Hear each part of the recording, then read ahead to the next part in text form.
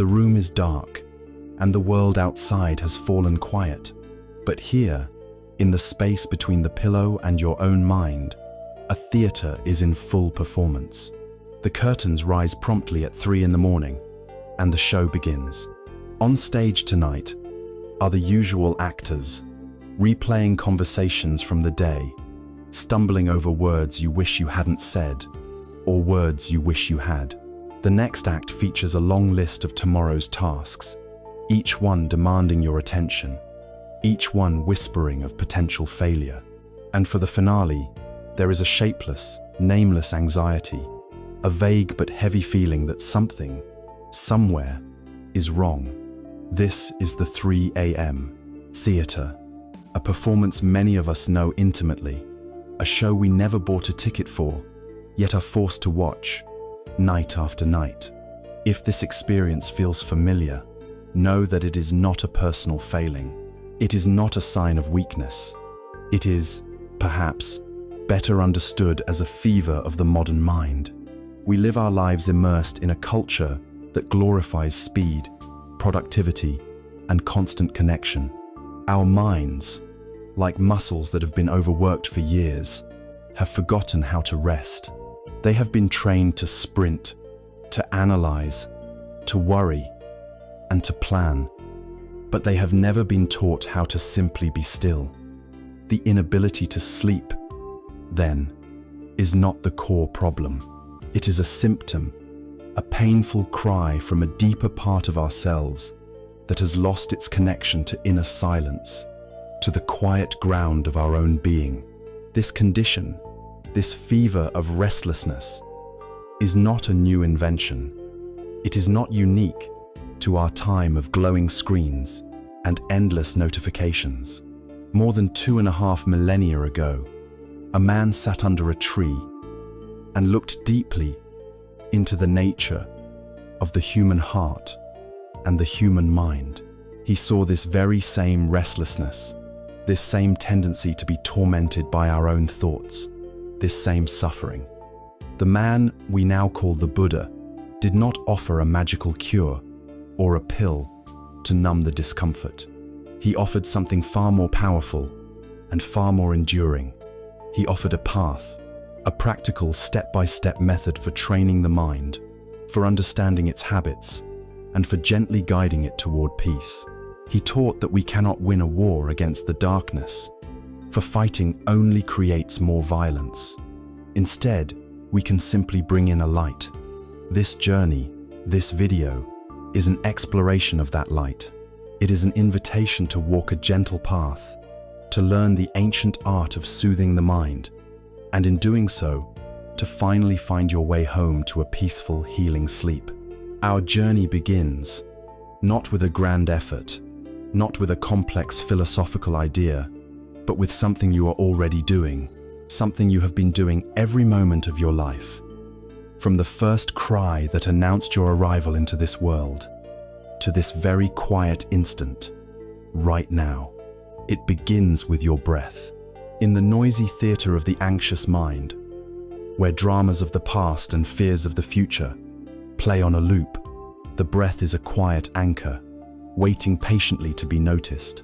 We so often search for a solution outside of ourselves, a new technique, a hidden secret, a complicated answer to a complicated problem. We overlook the profound and powerful tool that is already within us, moving in and out, a gentle, rhythmic tide of life. The breath has a unique quality that makes it the perfect gateway to peace. Your thoughts can travel anywhere. In a single second, your mind can leap from a childhood memory to a worry about a meeting next week. It is a time traveler, constantly abandoning the present moment, but your breath cannot. Your breath is always and only in the now. You cannot breathe in the past. You cannot breathe out in the future. Each inhalation, each exhalation is an event that is happening purely in this present moment.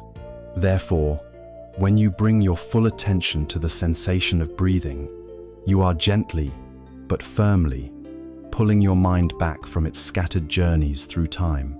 You are bringing it home, to the only place where life is actually happening, right here, right now.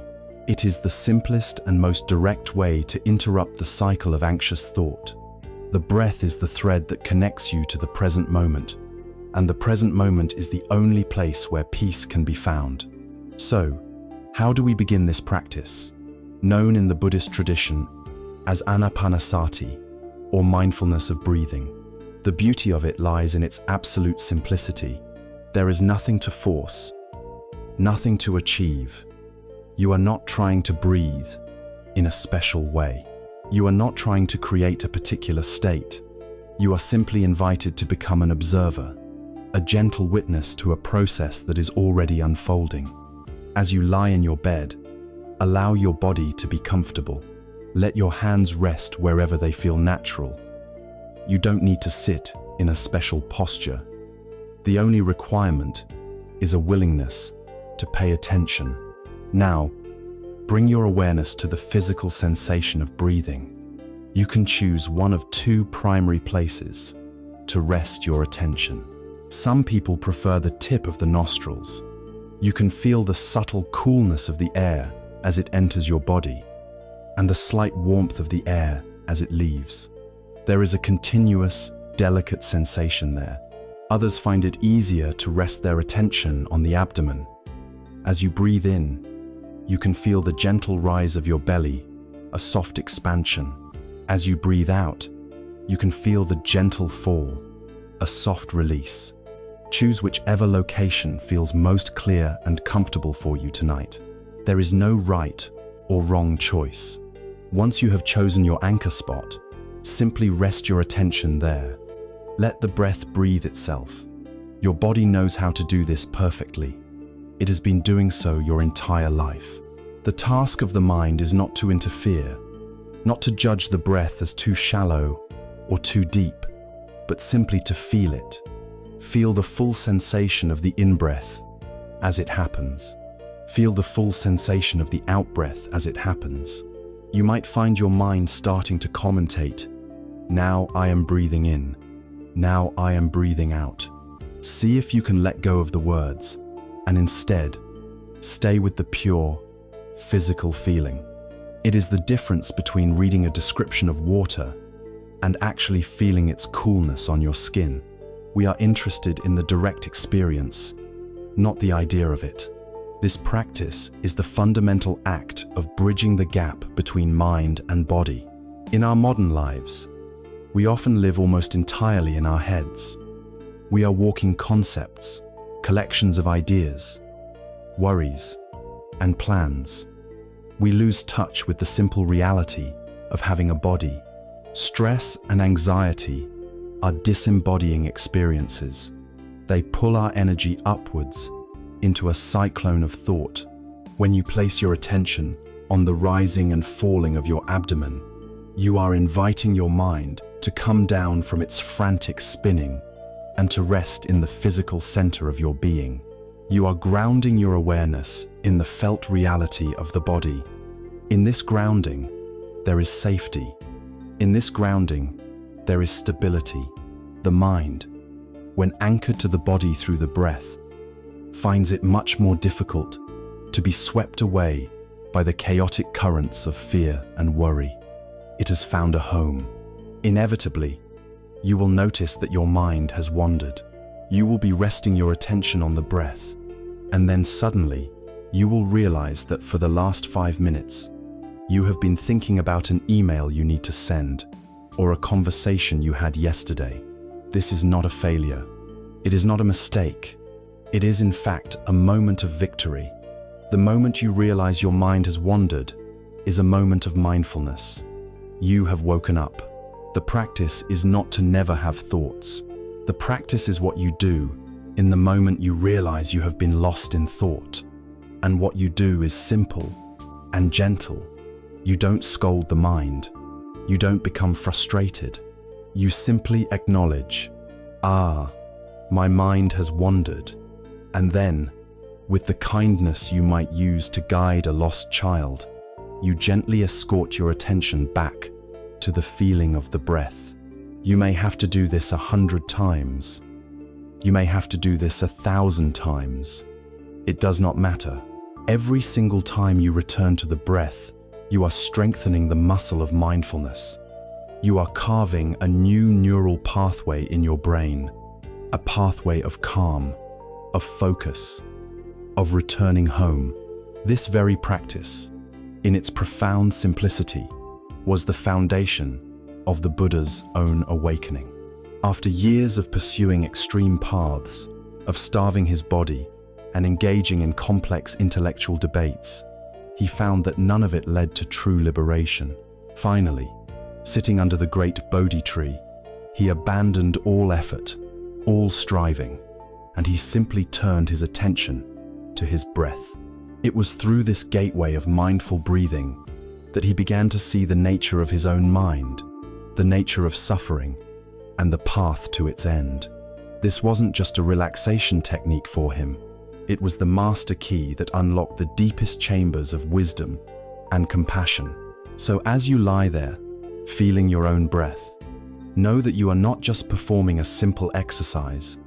You are walking in the footsteps of a timeless wisdom. You are engaging with a practice so powerful that it has the capacity to untangle the oldest knots of human suffering. It begins with one breath, and then the next, and then the next. This is your anchor in the storm. This is your gateway to peace. And now that you have this anchor, this tool to bring you back, let us look more closely at the place it brings you back to, this ocean of the present moment, where all of life truly unfolds.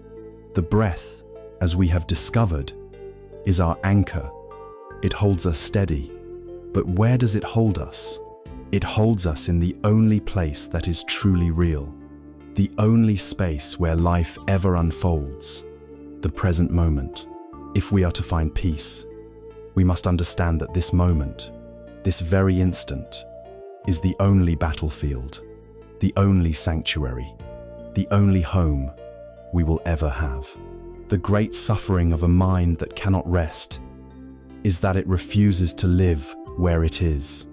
It becomes a ghost, haunting the corridors of the past and the empty rooms of the future. Let us look at these two phantom realms where the mind loves to wander, especially in the dark.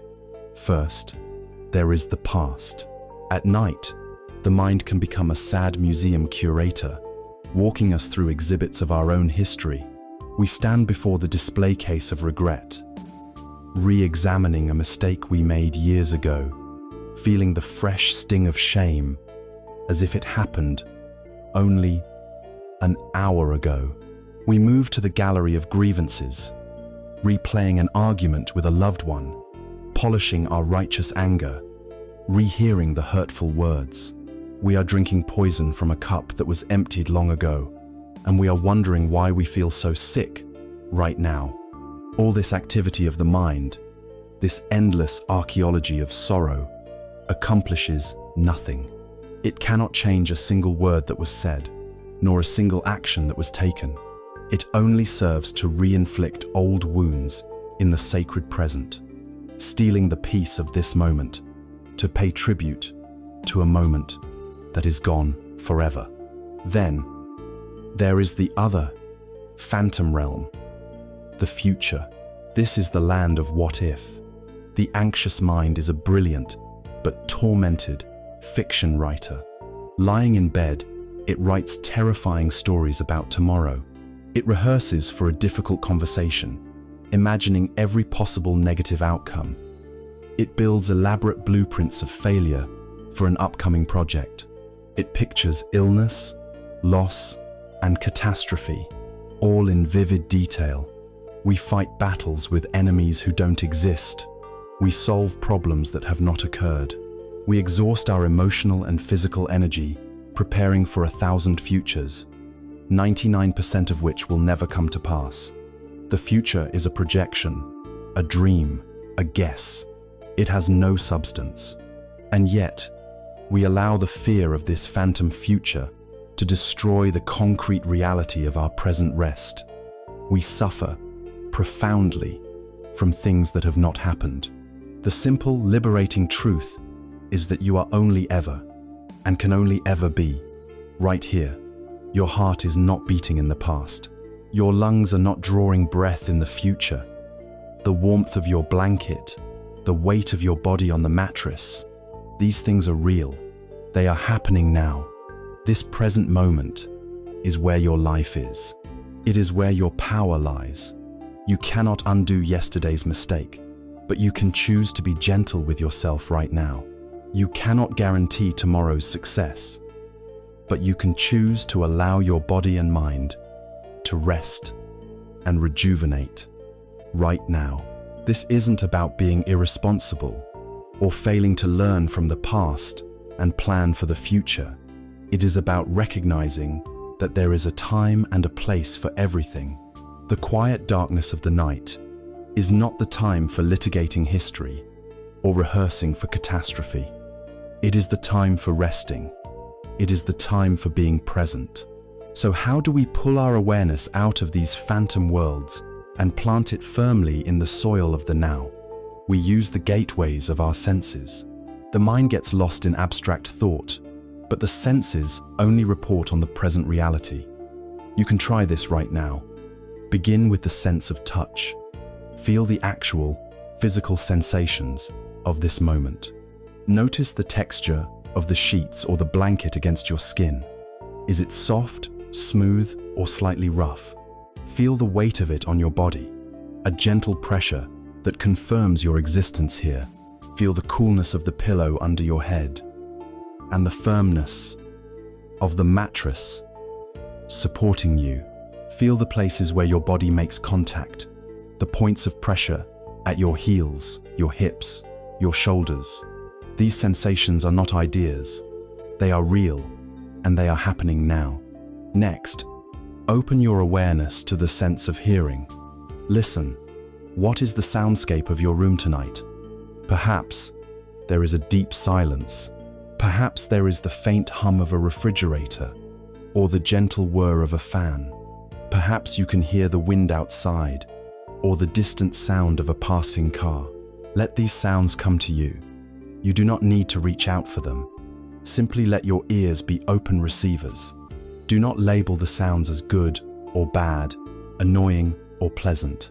Hear them simply as vibrations, as the audible texture of this present moment.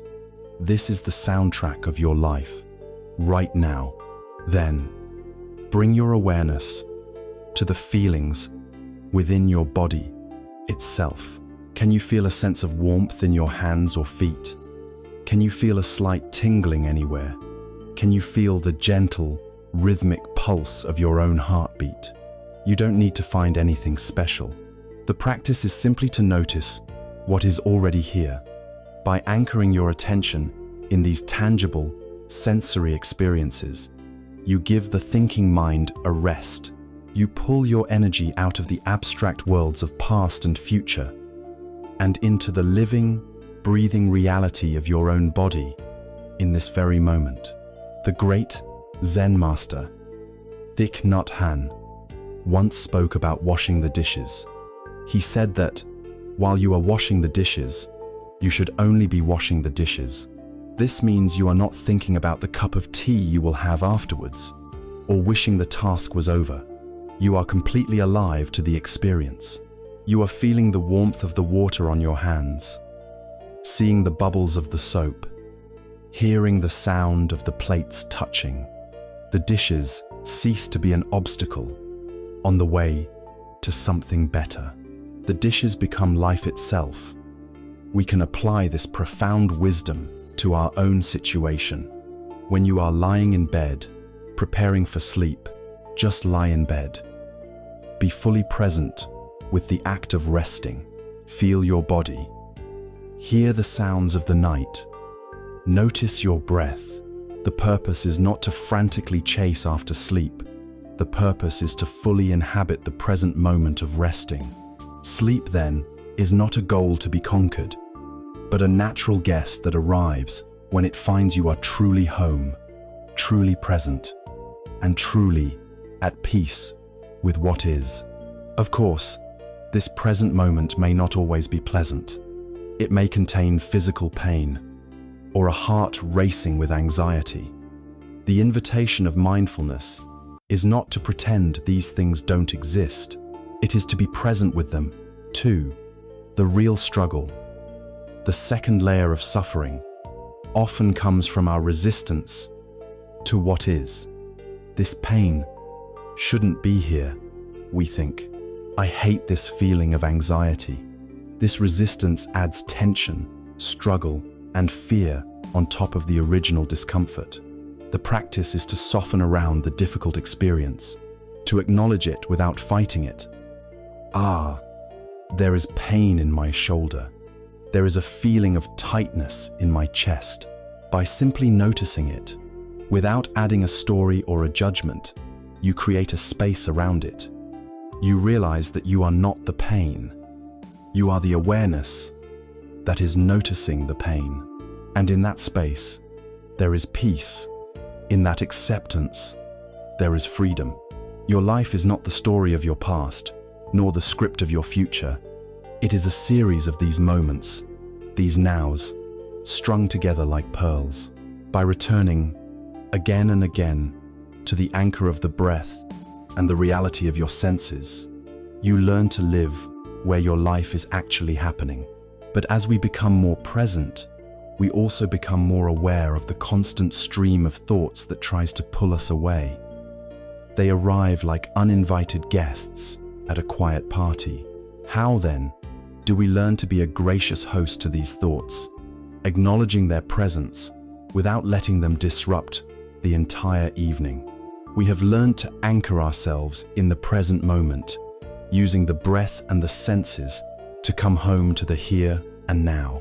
But the moment we arrive, we are often met by a crowd of uninvited guests. These are our thoughts, our worries, our memories, each one clamoring for attention, each one pulling us back out of the quiet harbor of the present and into the stormy seas of the mind. The common, instinctual reaction is to fight them. We see a worrisome thought and we try to push it away. We see a painful memory and we try to slam the door on it. We declare war on our own minds, believing that if we can just defeat these thoughts, we will finally have peace. This war, however, is unwinnable. In fact, it is the war itself that creates the very tension we are trying to escape. Imagine trying to flatten a turbulent ocean with a heavy iron mallet. With every strike, you do not calm the water. You only create more splash, more chaos, more violent motion. The same is true of your mind. When you fight a thought, you give it energy. You give it importance. The act of resistance is an act of engagement. When you tell yourself, I must not think about that embarrassing thing I said today, you have just placed that very memory on a brightly lit stage in the center of your mind. The struggle itself tightens your muscles, quickens your breath, and floods your body with the chemistry of stress. In the effort to find rest, you are creating the very conditions that make rest impossible. There is another way, a gentler way, a path of wisdom rather than force. It is the way of the observer. Instead of being a soldier at war with your thoughts, you can become a scientist, watching them with a calm, detached curiosity. Instead of being swept away by the river of thought, you can sit peacefully on the bank and simply watch it flow by. The primary tool for this practice is called noting or labeling. It is breathtakingly simple, yet profoundly transformative. When a thought or feeling arises in your awareness, you do not engage with its story. You do not analyze it or argue with it. You simply, gently, place a label on it in your mind. For instance, you are lying in bed and a wave of anxiety about an upcoming deadline washes over you. Instead of diving into the details of the deadline and all the potential ways you could fail, you simply note, worrying, A memory of a past argument surfaces, and you feel a flush of anger. Instead of reliving the fight, you just note, anger, anger. You find yourself mentally composing an email you need to send tomorrow. You note, planning, planning. You feel a sudden impatience with the fact that you are still awake. You note, impatience, impatience. This practice does something magical. It short-circuits the narrative. A thought's power lies in its ability to convince you that it is an urgent reality you must engage with. The label worrying reframes the experience. You are no longer a person who is worried. You are a person who is observing the process of worrying as it happens. The thought is no longer the subject. It becomes an object, a phenomenon that you are observing. In this shift, there is space. In this space, there is freedom. This practice leads to one of an ancient wisdom's most liberating insights. You are not your thoughts. We so often fuse our identity with the chatter of our minds. We think I am an anxious person. I am an angry person. This is a painful and limiting trap. A more accurate and freeing perspective is to see yourself as the space in which thoughts arise. You are like the vast open sky. Thoughts and emotions are like the weather, like clouds passing through. Sometimes the sky is filled with dark, stormy clouds of anger or fear.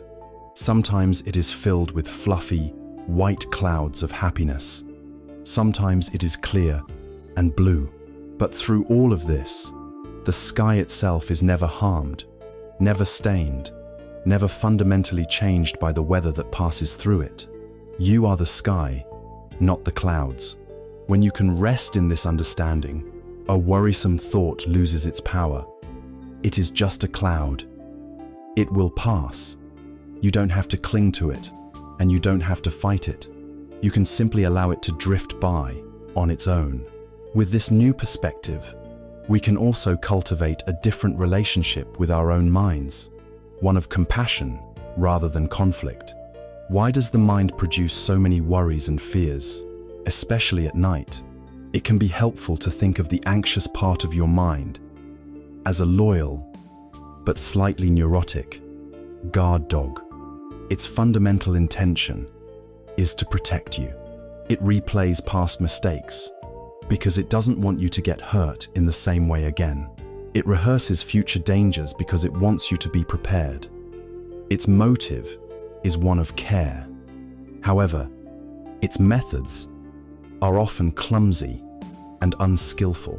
It's like a guard dog that barks frantically at the sound of falling leaves and the shadow of a passing bird, keeping the entire house awake all night in its misguided effort to keep everyone safe. When you see your anxious thoughts in this light, you can change your response. Instead of getting angry at the barking dog, which only makes it more agitated, you can approach it with kindness. You can say to your own mind, "Thank you. I see you are trying to protect me, but right now, in this bed, in this room, we are safe. It is okay to rest now." This gentle, compassionate inner dialogue can dissolve the inner war and replace it with a sense of gentle friendship with yourself. There is a famous Buddhist parable that perfectly illustrates this entire principle. It is the story of the second arrow. The Buddha taught that in life, we cannot avoid being struck by the first arrow. This arrow is the unavoidable pain of human existence. It is sickness, old age, and death. It is loss. It is being misunderstood. It is failing at something important. This first arrow hurts. There is no escaping it. However, most of us, after being struck by the first arrow, immediately proceed to shoot a second arrow into ourselves. This second arrow is our reaction to the first. It is the arrow of judgment, blame, self-pity, and rumination. It is the story we tell ourselves about the pain. The first arrow is the fact that you are awake at 2 in the morning. The second arrow is the thought, this is a catastrophe. I'm going to be a zombie tomorrow. My health is falling apart. Why can't I ever sleep? The first arrow causes pain. The second arrow causes suffering. The Buddha's profound insight was that while the first arrow is often beyond our control, the second arrow is entirely optional. We are the ones who shoot it. The practice of non-judgmental observation, of noting and labeling, is the act of laying down your bow and arrow. It is the refusal to shoot the second arrow. You stay with the direct, raw experience of the first arrow. There is a feeling of wakefulness in the body. There is a sensation of anxiety in the chest. Without adding the layer of catastrophic storytelling, you allow the pain to be just pain, without turning it into suffering. This is an act of profound self-compassion, and it is the key to finding peace, even in the midst of difficulty. So we shift our stance from warrior to witness. We learn to watch the flow of our thoughts without being swept away. We label them gently, creating space. We remember that we are the sky, not the clouds. And we practice, moment by moment, the compassionate art of not shooting the second arrow. As we become more skilled in this gentle observation, we might begin to notice that these uninvited mental guests tend to fall into recurring patterns.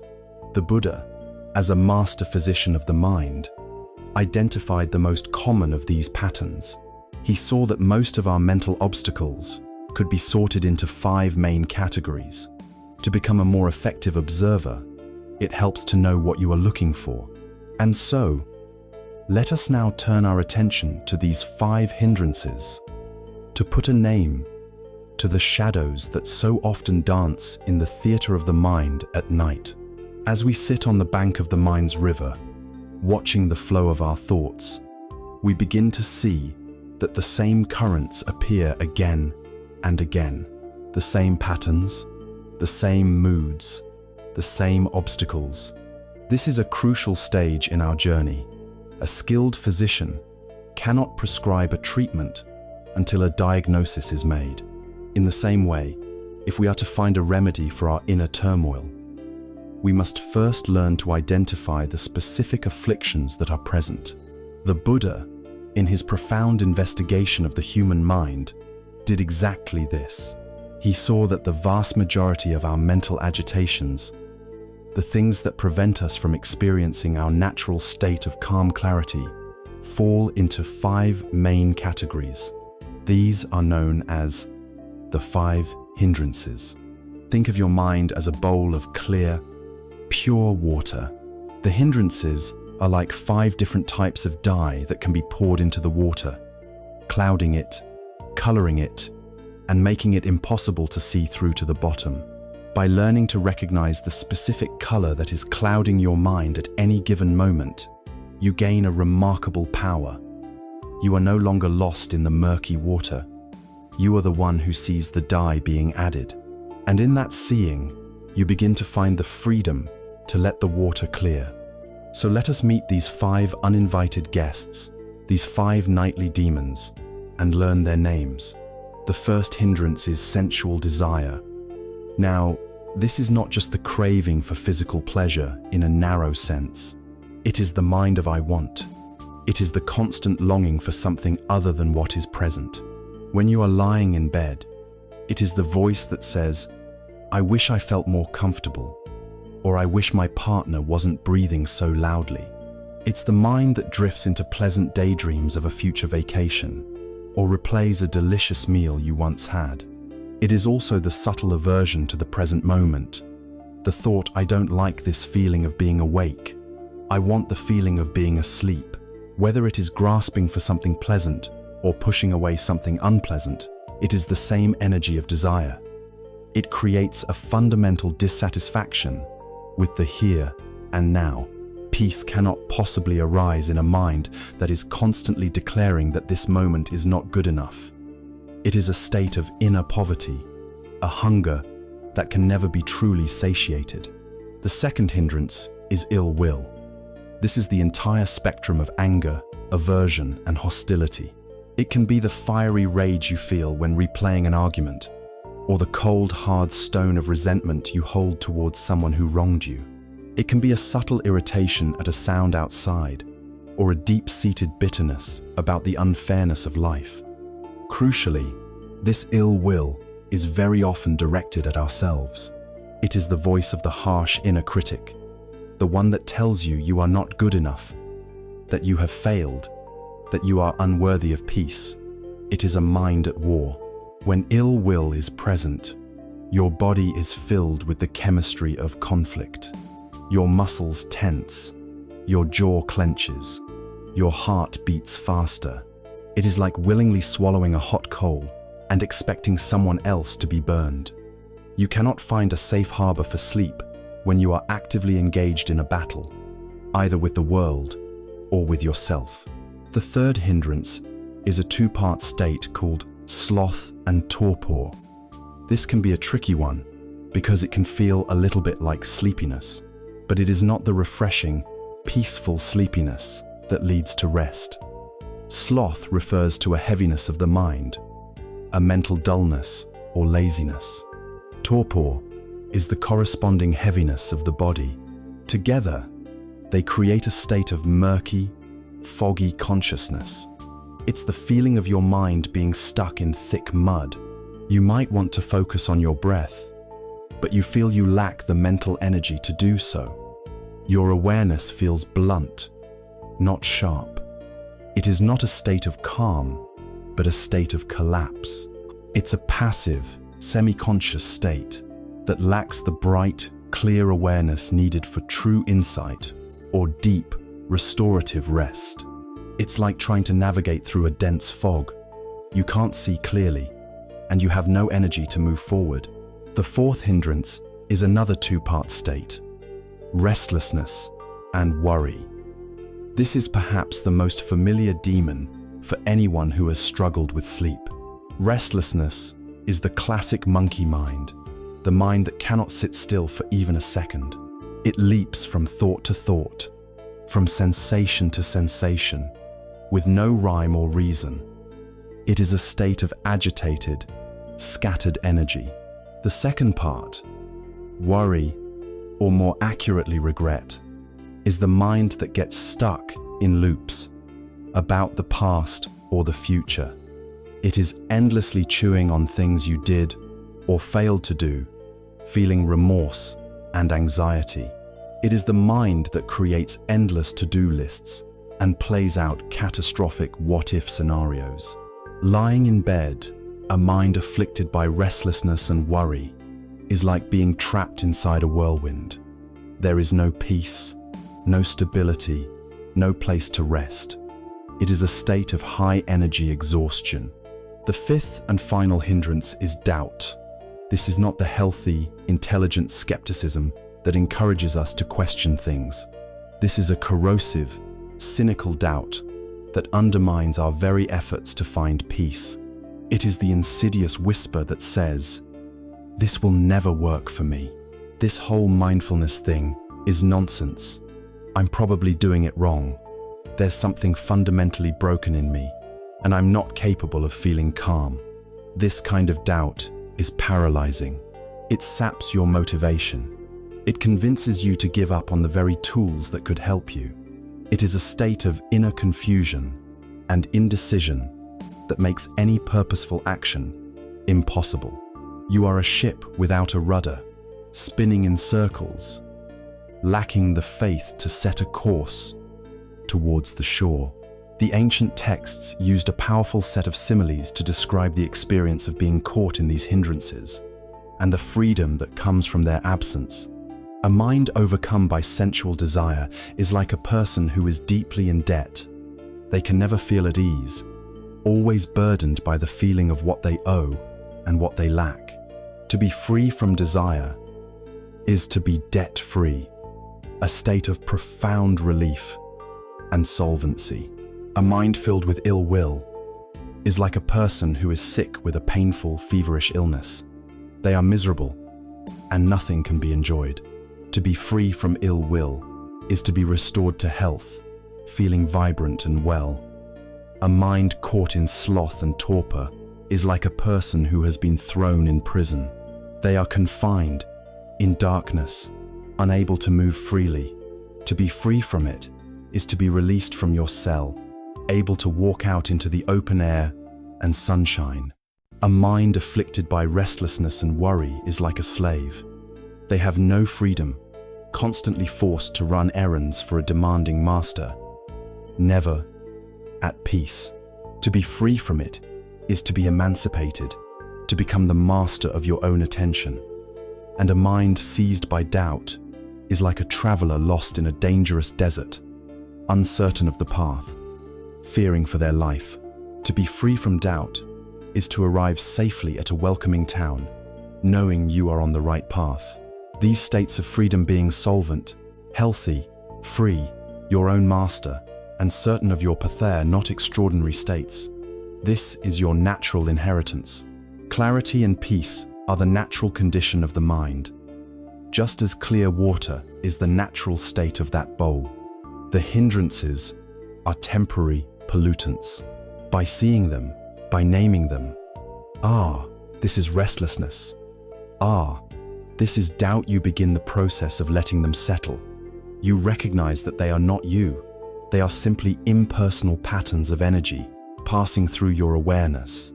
You demystify them and rob them of their power to define your experience. You see that you are not the prisoner. You are the one who is aware of the prison. And in that awareness lies the key to the door. As we look at these 5 patterns, we can see that while each is distinct, they are often fueled by a common engine. They are driven by the habit of clinging, of holding on. We hold on to our desires. We hold on to our resentments. We hold on to our worries. To truly begin dismantling this dysfunctional machinery of the mind, we must learn the one skill that counters this clinging. We must learn the gentle, liberating art of letting go. We have named the 5 great hindrances, the patterns of thought and feeling that cloud the natural peace of our minds. We have seen how desire, ill will, dullness, restlessness, and doubt can steal our rest. Now, we arrive at the master key, the single practice that can unlock the grip of all these hindrances at once. It is the gentle, profound, and deeply healing art of letting go. In the Buddhist tradition, this is known as non-clinging, or nekkhamma. It is the foundation of all inner freedom. At the heart of our suffering lies a simple confusion. We believe that our pain comes from the events of our lives. We think we suffer because someone insulted us, because a project failed, because we are feeling sick, or because we cannot sleep. But the ancient wisdom offers a more radical diagnosis. It suggests that the pain does not come from the event itself, but from our own act of clinging to it. The insult is just a collection of sound waves that vanished moments after they were spoken. But our mind clings to them, replaying them, analyzing them, building a story of injustice around them. The worry about the future is just a fleeting thought, an electrical impulse in the brain. But we cling to it, feeding it with our attention, allowing it to grow from a small spark into a raging fire. We cling to our desires for how things should be, and so we are in constant conflict with how things are. This clinging is the engine that powers the 5 hindrances. There is a powerful story that illustrates this perfectly. It is said that the Buddha once came upon a man who was screaming in agony. The man was holding a piece of coal that was burning with a fierce red heat. His hand was blistering, his face contorted in pain. The Buddha approached him calmly and asked, "Friend, why are you in such pain?" The man cried out, "Can't you see? I am holding this hot coal, and it is burning me to the bone." The Buddha looked at him with compassion and asked a simple, devastating question. "Then why don't you drop it? The man stopped screaming. He looked at his own clenched fist, perhaps for the very first time, not as a victim of the coal, but as the agent of his own suffering. He saw that the source of the burning was not just the coal, but his own tight grip. And with that realization, he simply opened his hand. The coal fell to the ground. The burning stopped. The pain was still there, but the cause of the continued burning was gone. We are all, in our own ways, holding hot coals. A grudge against a family member is a hot coal. The obsessive worry about your health is a hot coal. The harsh self-criticism you carry from a past failure is a hot coal. Even the desperate, frantic desire for sleep can become a hot coal. We clutch these things tightly, believing we have no choice, and then we cry out in pain from the burns, blaming the coal for its heat. The practice of letting go is the practice of recognizing our own clenched fist. It is the moment-to-moment decision to simply open our hand. You do not need to fight the coal or understand its geological origins. You just need to stop holding it. It is crucial to understand what letting go is and what it is not. Many people hear this teaching and mistake it for apathy or indifference. They think it means to stop caring, to become a cold, passionless robot, detached from life and love. This is a profound misunderstanding. Indifference is a state of shutting down, a form of aversion. It is cold. Letting go is a state of opening up. It is warm.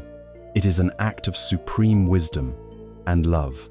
Imagine you love a wild bird. You can express that love by capturing it and putting it in a cage. This is clinging. You possess the bird, but you have destroyed its wildness, its aliveness. Or you can love the bird by sitting quietly, offering it food, and allowing it to come and go as it pleases. You do not possess it, but you get to experience its true, living nature. This is letting go. It is a spacious, trusting love that allows things to be as they are, without demanding they conform to our own needs and fears. Letting go of a worry does not mean you will be irresponsible. It means you will not be paralyzed by anxiety and can therefore act with greater clarity when the time comes. Letting go of a grudge does not mean you condone harmful behavior. It means you refuse to continue poisoning yourself with the bitterness of the past. This profound art can be practiced in a very simple, tangible way, using the rhythm of your own breath. The breath is a perfect model of letting go. With every cycle, there is an inhalation, a receiving, and an exhalation, a release. You cannot hold on to the in-breath. To do so would be to suffocate. Life depends on the constant act of letting go. As you lie in your bed, you can consciously join this process. With each in-breath, you can acknowledge what is present. Ah, there is tightness in my neck. There is a feeling of sadness. You are not judging it, just noticing it. Then, with each out-breath, you can invite it to soften, to release. Imagine the tension, the worry, the story, dissolving into the space around you with the flow of the breath. Breathe in, acknowledge the mental chatter. Breathe out, let the chatter go. Breathe in, feel the desperate need for sleep. Breathe out, release the need, and just rest in the feeling of resting. You are not forcing anything away. You are simply allowing it to leave on the natural tide of the exhalation. Each out-breath becomes an act of surrender, a tiny rehearsal for the great art of letting go. Ultimately, what we are learning to let go of is the illusion of control. We hold on so tightly to our thoughts, our plans, and our desires because we believe that through sheer force of will, we can control life. We believe we can force our bodies to be healthy, force others to love us, and force our minds to be quiet. This struggle is the source of immense stress because it is a fight against the fundamental nature of reality. The universe is a vast, interconnected, and largely uncontrollable process. The harder we try to clench our fist around the flowing river of life, the more exhausted and bruised we become. Letting go of control is not an act of defeat. It is an act of profound wisdom. It is choosing to swim with the current rather than trying to fight it.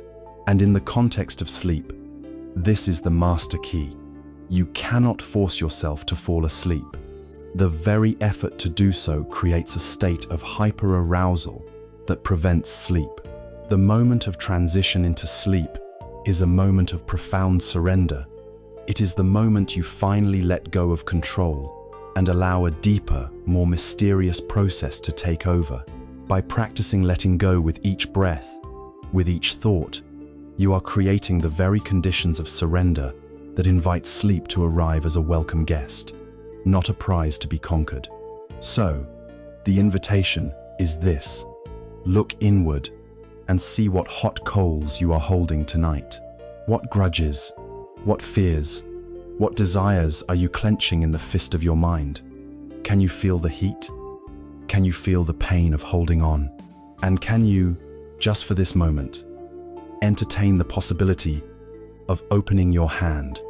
With your very next out-breath, you can begin. Let go. But what gives us the courage to open our hand? What helps us understand that holding on is not only painful, but also futile? It is the direct, deep understanding that the things we are trying to grasp are themselves not solid. They are like smoke, or mist, or a reflection in water. To truly master the art of letting go, we must look into the ephemeral, ever-changing nature of all things. We must come to terms with the great truth of impermanence. We have spoken of letting go, of opening the hand and dropping the hot coals of our worries and resentments. But what is it that gives us the strength and wisdom to open that hand? It is the deep, direct seeing of a fundamental truth of existence, a truth as vast and as intimate as the universe itself. This is the truth of impermanence. In the language of the Buddha, it is called anicca. It is the understanding that everything, without exception, is in a constant state of flux. Nothing is fixed. Nothing is permanent. Everything that arises will, in time, pass away. This is not a pessimistic or morbid philosophy. It is a radical realism. It is an invitation to see things exactly as they are. Look around you. The solid-seeming mountains are slowly being worn down by wind and rain. The stars in the night sky are burning through their fuel, destined to one day fade. The seasons turn in their endless cycle of birth, growth, decay, and rebirth. Your own body is a testament to this truth. The person you were 10 years ago does not exist in the same way today. Billions of your cells have died and been replaced. You are not a static entity, but a dynamic process, a walking, breathing river of change. And if this is true of the outer world, it is equally true of our inner world. Your mind is not a solid object. It is a flow, a stream of consciousness. Thoughts, feelings, moods, and sensations are constantly arising and passing away. The classic image for this is a river. You can never step into the same river twice, for the water is always new, always flowing. In the same way, you can never have the same thought twice, for the mind in which it arises is already different. When we are not aware of this truth, we make a fundamental mistake. We try to build solid dams in the middle of this flowing river. We try to hold on to pleasant thoughts and feelings, and we try to build walls to keep out the unpleasant ones. This struggle, this attempt to make permanent what is inherently impermanent, is the very root of our exhaustion. You can witness this truth for yourself, right now, in the laboratory of your own mind. The next time a powerful thought comes to visit you, in the night a sharp worry, a painful memory tree, an experiment. Instead of your usual habit of either getting swept away by its story or trying to violently push it away, simply watch it. Observe it as you would observe a cloud in the sky. Notice how it appears, seemingly out of nowhere, capturing your attention. Notice its particular energy, its texture. Notice the physical sensations it creates in your body, but do not feed it with more thought. Do not engage with its drama. Simply watch. If you can maintain this detached observation, you will see something miraculous. You will see the thought begin to lose its power. It will shimmer, fade, and eventually dissolve, leaving a space behind it before the next thought arises. The worry that felt so solid, so heavy, so absolutely real just a moment before is now gone. Where did it go? It was never solid to begin with. It was just a momentary pattern of energy, a wave in the river of your mind.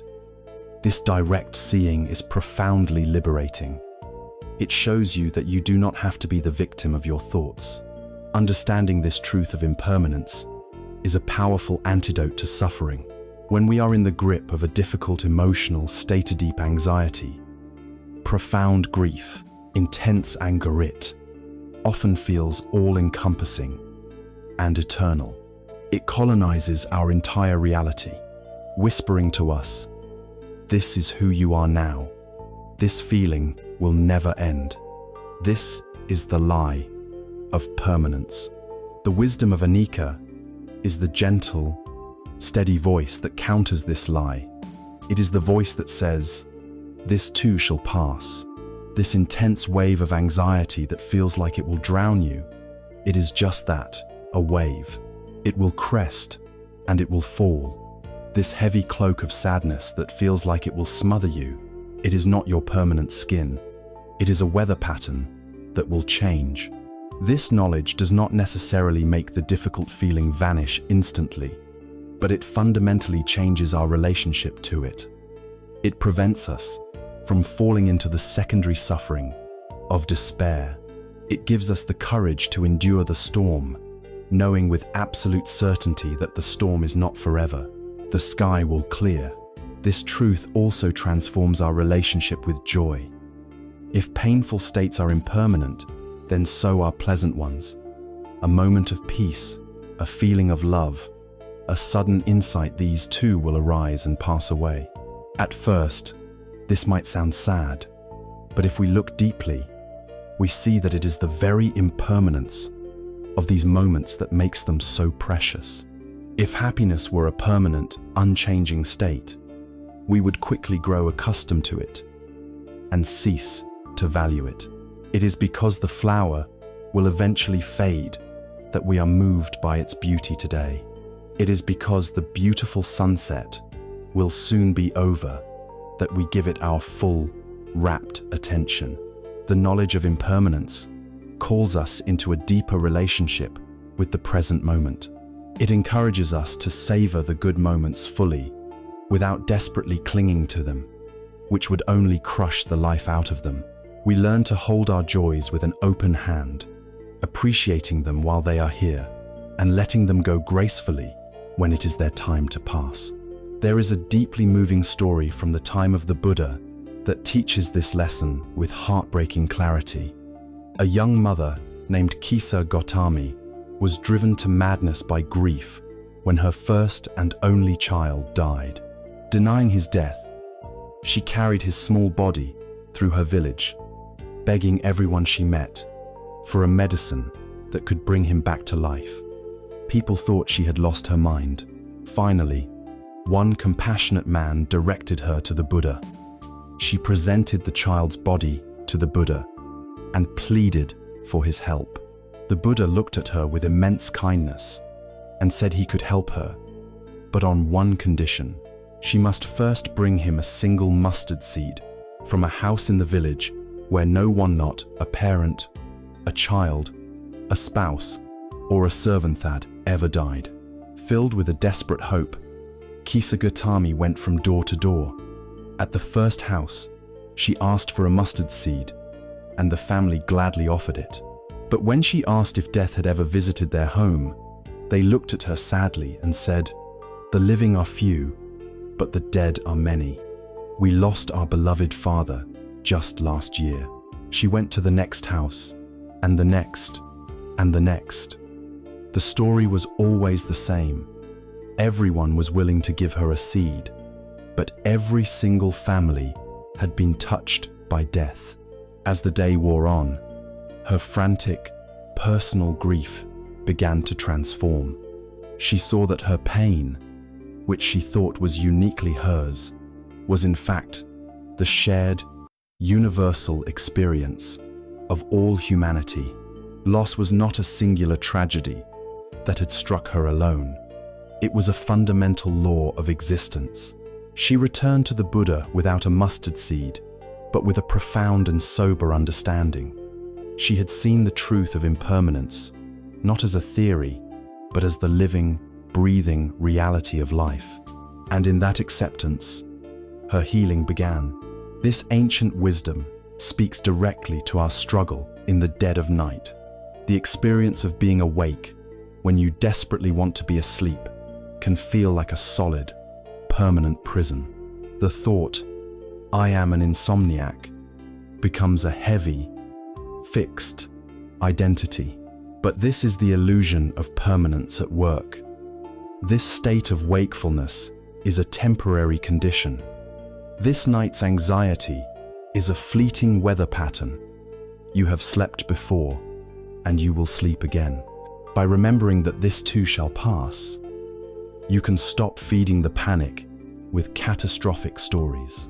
You can soften your body around the unpleasant sensations, knowing that they are already in the process of changing, of becoming something else. The understanding of impermanence is the great liberator. It allows us to let go of what is painful, knowing it will not last. It invites us to appreciate what is beautiful, without clinging to it. It is the ultimate reality check, the truth that dissolves our fantasies and our fears. It shows us that life is a river, always flowing, always changing. But we do not have to be merely passive corks, tossed about by the currents. We have the capacity to influence the quality of our own experience. While we cannot stop the river from flowing, we can choose what we pour into it. We can actively introduce warmth, gentleness, and kindness into the stream of our consciousness. And it is this active cultivation of a positive heart that we shall turn to next. We have journeyed through the great truth of impermanence, seeing that our inner and outer worlds are like a constantly flowing river. This understanding gives us the wisdom to let go, to stop struggling against the current. But it does not mean we are helpless. While we cannot stop the river, we have the power to change its quality. We can choose what we pour into the stream of our own consciousness. What if, instead of adding the cold stones of judgment and the bitter poison of resentment, we were to pour in the gentle, healing warmth of kindness? This is the practice of metta, a Pali word that translates as loving kindness, unconditional friendliness, or gentle goodwill. It is one of the most powerful and transformative practices on the path to peace, a direct antidote to the anxiety and ill will that so often disturb our nights.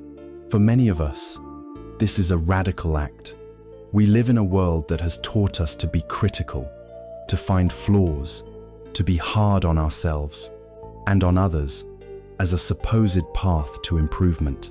Especially when we are struggling, the voice in our own head is often our harshest critic. As you lie in bed, unable to sleep, what is the tone of your inner dialogue? Is it kind, or is it a voice of frustration, of judgment, of self-recrimination? I'm failing at this. There's something wrong with me. I'm so weak. This inner conflict, this war against ourselves, is a state of profound unsafety. It is impossible for the body and mind to relax and surrender to sleep when they are under constant attack from within. The practice of metta begins by declaring a ceasefire in this inner war. It starts with the radical and courageous act of offering kindness to yourself. This is often the most difficult step, yet it is the most essential. We are told that focusing on ourselves is selfish, but in this case, it is the necessary foundation for all true compassion. You cannot pour water from an empty cup. You cannot genuinely wish for others to be happy if you are actively wishing for yourself to be miserable. Therefore, the training of the heart begins at home, with your own being. The practice itself is beautifully simple. As you are lying down, let go of all other techniques for a moment. Gently bring your awareness to your heart space, in the center of your chest. Evoke an image of yourself in your mind's eye. It can be helpful to picture yourself as a small, innocent child, deserving of love and protection. Then, silently, with as much sincerity as you can muster, begin to repeat a few simple phrases, offering them to yourself like a gift. The traditional phrases are, "May I be safe. May I be healthy. May I be happy. May I live with ease." Let's explore what these mean. May I be safe. This is a wish for safety from all external harm, but more importantly, for safety from internal harm. It is a wish to be safe from the tyranny of your own fears and your own harsh judgments. May I be healthy. This is a wish for the health of your body, for it to rest and rejuvenate. It is also a wish for the health of your mind, for it to be free from the fever of anxiety and ill will. May I be happy. This is not a wish for fleeting, pleasure-seeking happiness, but for a deep, abiding sense of well-being, a true contentment that is not dependent on external conditions. May I live with ease. This is a beautiful phrase that captures the essence of letting go. It is a wish to be free from struggle, to move through life with less friction, to be at peace with the unfolding of your journey. As you repeat these phrases, do not worry if you don't feel a sudden gush of emotion. That is not the point. The point is the gentle, steady intention. You are planting seeds. Some days the ground of your heart may feel hard and dry, and it may seem like nothing is happening. On other days, you may feel a genuine warmth, a softening in your chest. The practice is to simply continue to water these seeds of kindness with your patient attention. This is not just a spiritual platitude. It is a form of profound psychological training. You are actively rewiring your brain, creating new neural pathways. You are strengthening the circuits of compassion and weakening the circuits of judgment. You are creating a state of inner safety, signaling to your nervous system that the battle is over, and it is now safe to stand down, to relax, to heal, and to rest. Once you have spent some time generating this warmth for yourself, you can begin to expand the circle. This is where the practice becomes a truly boundless expression of an open heart. Next, bring to mind a loved one, someone for whom you feel easy and uncomplicated affection, dear friend, a parent, a child, even a beloved pet. Hold their image in your heart and extend the very same wishes to them. May you be safe. May you be healthy. May you be happy. May you live with ease. Feel the natural flow of your heart's warmth moving outwards. Then, bring to mind a neutral person, someone you see but don't have strong feelings about, like a person who works at your local grocery store. Offer them the same phrases. This is a powerful practice for dissolving the walls of indifference that we build around ourselves, recognizing the shared humanity and the shared desire for happiness in everyone. And then, only when you feel ready, you can engage in the more advanced practice of extending metta to a difficult person. This is not about condoning harmful actions or forcing a reconciliation. This is about your own freedom. Holding on to anger and resentment is like holding a hot coal. You are the one who gets burned. For your own sake, you can try to wish that this person also be free from their own suffering, which is often the root of their harmful actions. And finally, you can expand your awareness outwards in all directions, to all beings everywhere, without exception, to the people in your town, in your country, on your continent, across the world, to the animals, the insects, the creatures in the sea and the sky. May all beings everywhere be safe, healthy, happy, and live with ease. In doing so, you connect your own small heart with the vast, universal heart of compassion. The power of metta to tame even the most ferocious energies is illustrated in the story of Nalagiri, the fierce elephant. The Buddha's jealous cousin, in an attempt to assassinate him, got the elephant Nalagiri drunk and enraged, and unleashed him on the path where the Buddha was walking. The disciples panicked and ran for safety, but the Buddha remained calm and composed. As the elephant thundered towards him, trumpeting with rage, the Buddha did not flinch or raise a weapon. Instead, he stood his ground and radiated a powerful, unwavering field of pure loving kindness towards the charging animal. It is said that as the elephant entered this aura of metta, it began to slow down. Its rage subsided. It came to a halt before the Buddha, lowered its great head, and knelt in a gesture of reverence. That enraged elephant is our own mind when it is caught in the grip of fear, anger, and anxiety. We cannot subdue it with force. Fighting our own mind only makes it more ferocious, but we can tame it, as the Buddha tamed Nalagiri, with the gentle, unshakable power of loving kindness.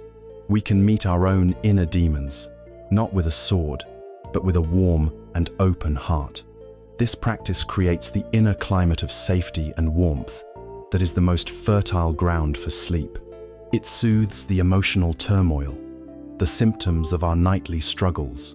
But what of the cause? Metta helps us deal with the heat of the fire. But what is the underlying mechanism that starts the fire in the first place? To find an even deeper peace, we can look to the very process of how our suffering is constructed, moment by moment.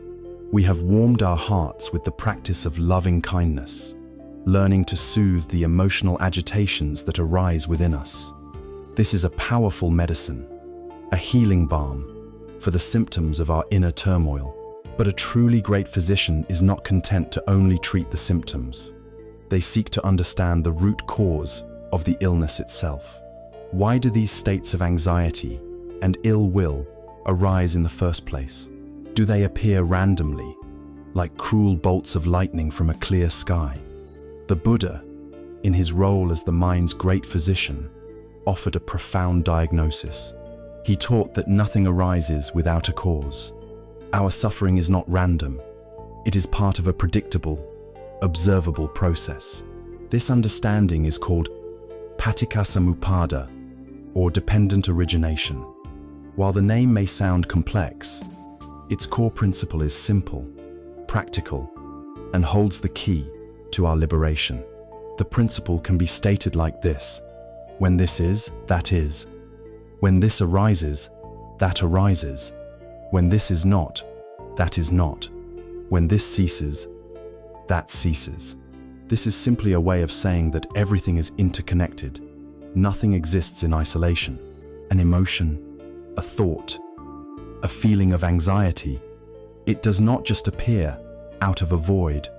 It arises as the result of a specific chain of causes and conditions coming together. We often feel like helpless victims of our moods. We say, "A wave of sadness washed over me," or "I was seized by anxiety." It feels as though these states are external invaders, alien forces that take us over. The teaching of dependent origination reveals a different truth.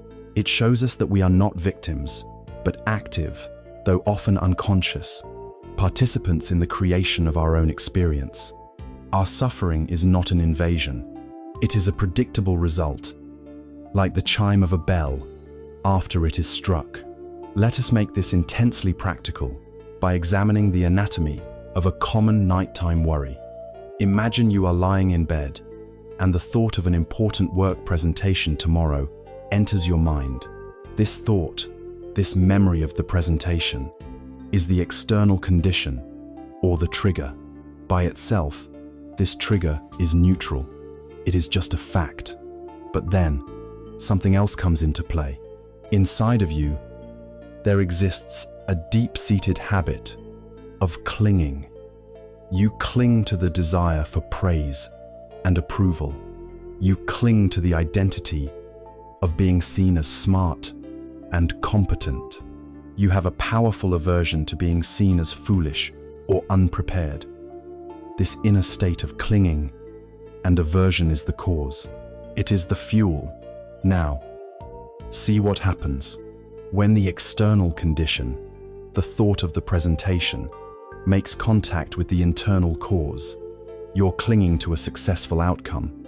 A specific effect inevitably arises. The feeling of anxiety. Your heart may beat faster. Your stomach may tighten. Your mind begins to race, creating scenarios of failure. The anxiety is the result of these two things meeting. The presentation itself did not create the anxiety. Your clinging did not by itself create the anxiety. It was the coming together of the two. If you had zero attachment to the outcome, if you truly did not care whether people thought you were brilliant or foolish, the thought of the presentation would arise in your mind and pass away without leaving a ripple. There would be no fuel for the fire. The anxiety is born in the space between the event and your reaction to it. This is where our power lies. This is the point of intervention. Once we see this chain of cause and effect, we realize we have a choice. We often cannot change the external condition. The presentation is still happening tomorrow, and once the effect of anxiety has arisen with full force, it can be very difficult to stop it directly.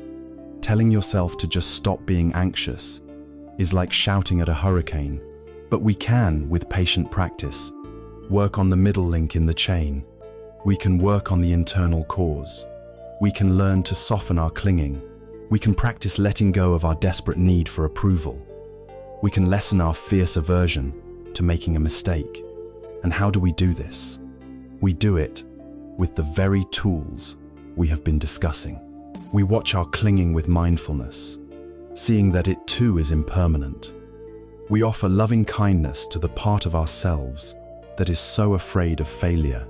We use the out-breath to practice releasing our grip on a specific, desired outcome. By working on the cause, we change the effect. We are no longer simply reacting. We are consciously responding with wisdom. A simple and powerful image for this process is that of an oil lamp. The suffering we experience, the anxiety, the anger, the obsessive thought is like the flame of the lamp. It is bright, hot, and demands our attention. The external event that triggers our suffering, the upcoming presentation, the memory of an argumentus like the wick of the lamp, our habitual patterns of clinging, craving, and aversion are the oil, the fuel in the lamp's reservoir. The flame can only burn because the wick is drawing up the fuel. In our confusion, we spend most of our time dealing with the flame. We try to blow it out, to suppress the emotion, or we curse the wick, blaming the external event for our pain. But as long as there is fuel in the lamp, the wick will continue to draw it up, and the flame will inevitably reignite. The wise approach, the path of liberation, is to stop refueling the lamp. It is to work on lessening the oil of clinging. When the fuel is gone, the flame dies out on its own, not through force, but from a lack of support. Our inner work of reducing our attachments, our aversions, and our identifications is the work of emptying the lamp of its fuel. This understanding is the ultimate empowerment. It shifts us from the powerless stance of a victim to the dignified stance of a co-creator. We are not just passive recipients of whatever moods the universe decides to throw at us. We are intimately involved in the process. This is not about blaming ourselves for our pain. It is the exact opposite. Blame is irrelevant here. This is about recognizing our own agency. It is the realization that our freedom is not contingent on the world outside changing to please us. It does not depend on other people behaving differently or life being free of challenges. Our freedom is an inside job. It is found in the skillful, compassionate work of understanding and transforming the inner causes of our own suffering. We see then that our anxiety is not a solid, monstrous thing that attacks us from the outside. It is a process, a fire that requires specific conditions and a specific kind of fuel to burn. By seeing this process clearly, we are no longer afraid of the fire. We know how it works. We know that our real work is not to battle the flames, but to patiently, gently, and persistently remove the fuel. But to undertake this subtle and profound work, to change these deep-seated habits of clinging, we cannot use our old ways of thinking. We cannot approach this with a mind that is already full, a mind that thinks it knows all the answers. To truly learn and to truly change, we must cultivate a mind that is empty, open, and receptive. We must learn to approach our experience with the fresh, curious eyes of a beginner. We have seen that our suffering is not random, but arises from a chain of causes and conditions, fueled by the oil of our own clinging. To intervene in this process, to stop adding fuel to the fire, we need more than just a new technique. We need a new mind. We cannot solve a problem with the same consciousness that created it. The mind that is tangled in anxiety, the mind that is certain of its own brokenness when it comes to sleep, is a mind that is full. It is full of past experiences, full of judgments, full of expectations, and a cup that is already full cannot receive anything new. The path forward requires us to cultivate a mind that is empty, open, and fresh. In the Zen tradition, this is known as Shoshin, the beginner's mind. For anyone who has struggled with rest, the opposite of the beginner's mind is painfully familiar. It is the expert mind. This is the mind that knows exactly what is going to happen tonight. As you put on your pajamas and brush your teeth, the expert mind is already narrating the future. It says, "Here we go again. It will probably take me hours to fall asleep. I'll toss and turn. I'll wake up at 3 a.m. and my mind will be racing. Tomorrow will be a terrible day because I'll be so tired." This inner monologue, based on the data of past nights, feels like a realistic prediction, but it is something far more powerful and insidious. It is a self-fulfilling prophecy. When you lie down in bed with the absolute conviction that you will not sleep, your body listens. It tenses up. It prepares for a struggle. It enters a state of alert vigilance, the very opposite of the surrender required for sleep. The expert mind, in its certainty, builds the walls of the very prison from which it wants to escape. It is the tyranny of knowing, a trap constructed from our own history. The beginner's mind offers a radical and liberating alternative. Think of how a child experiences the world. Everything is new, fascinating, a source of wonder. A child does not have a deep reservoir of past experience to project onto the present moment. They are open, curious, and fully present for what is happening right now. The beginner's mind is the willingness to bring this quality of fresh attention to our own experience. In the beginner's mind, there are many possibilities. In the expert's mind, there are few. When you lie down with a beginner's mind, you do not know what will happen. Maybe you will sleep. Maybe you will rest quietly. Maybe you will listen to the sounds of the night. It is an open question. This not knowing is a space of freedom. It does not label the experience of wakefulness as a problem or a failure. It simply registers it as this is the feeling of being awake. By dropping the judgment, we refuse to shoot the second arrow. We let go of the struggle. There is a classic Zen story that perfectly illustrates this principle.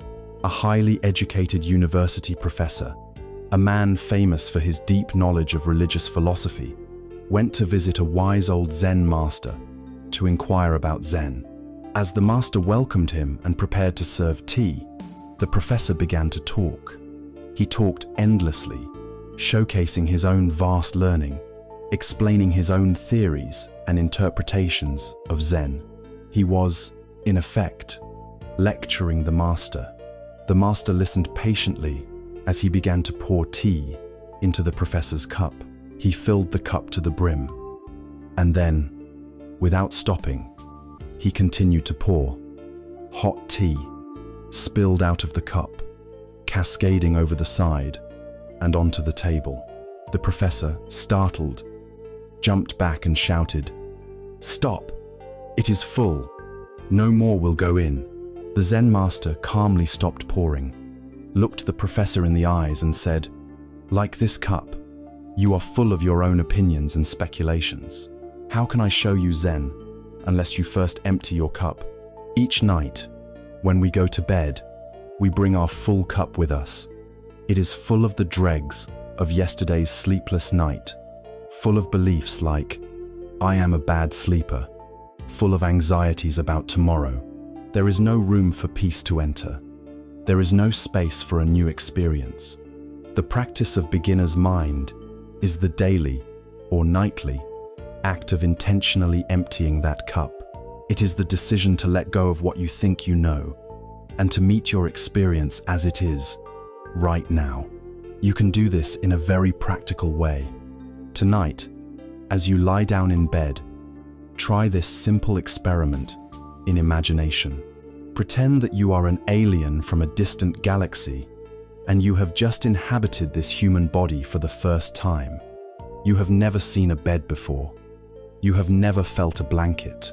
You have never experienced the sensation of gravity in this way. With this fresh, curious perspective, begin to explore. What is this strange feeling of pressure where your body makes contact with the mattress? What is this soft, smooth texture of the sheet against your skin? What is this gentle weight of the blanket upon you? Listen with ears that have never heard these sounds before. Is there a low hum, a distant rumble, a profound silence? What are these sounds, really, without your labels for them? And what is this bizarre, rhythmic, automatic sensation of air moving in and out of the front of your body? Explore it all with the open, non-judgmental curiosity of a first-time visitor.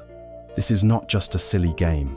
It is a profound technique for pulling your awareness out of the stale, repetitive stories of the expert mind and anchoring it in the fresh, vivid, ever-changing reality of the present moment.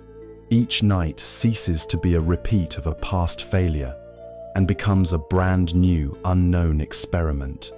This approach also transforms our relationship with effort. The expert mind, the mind that knows it has a sleep problem, strives. It works hard.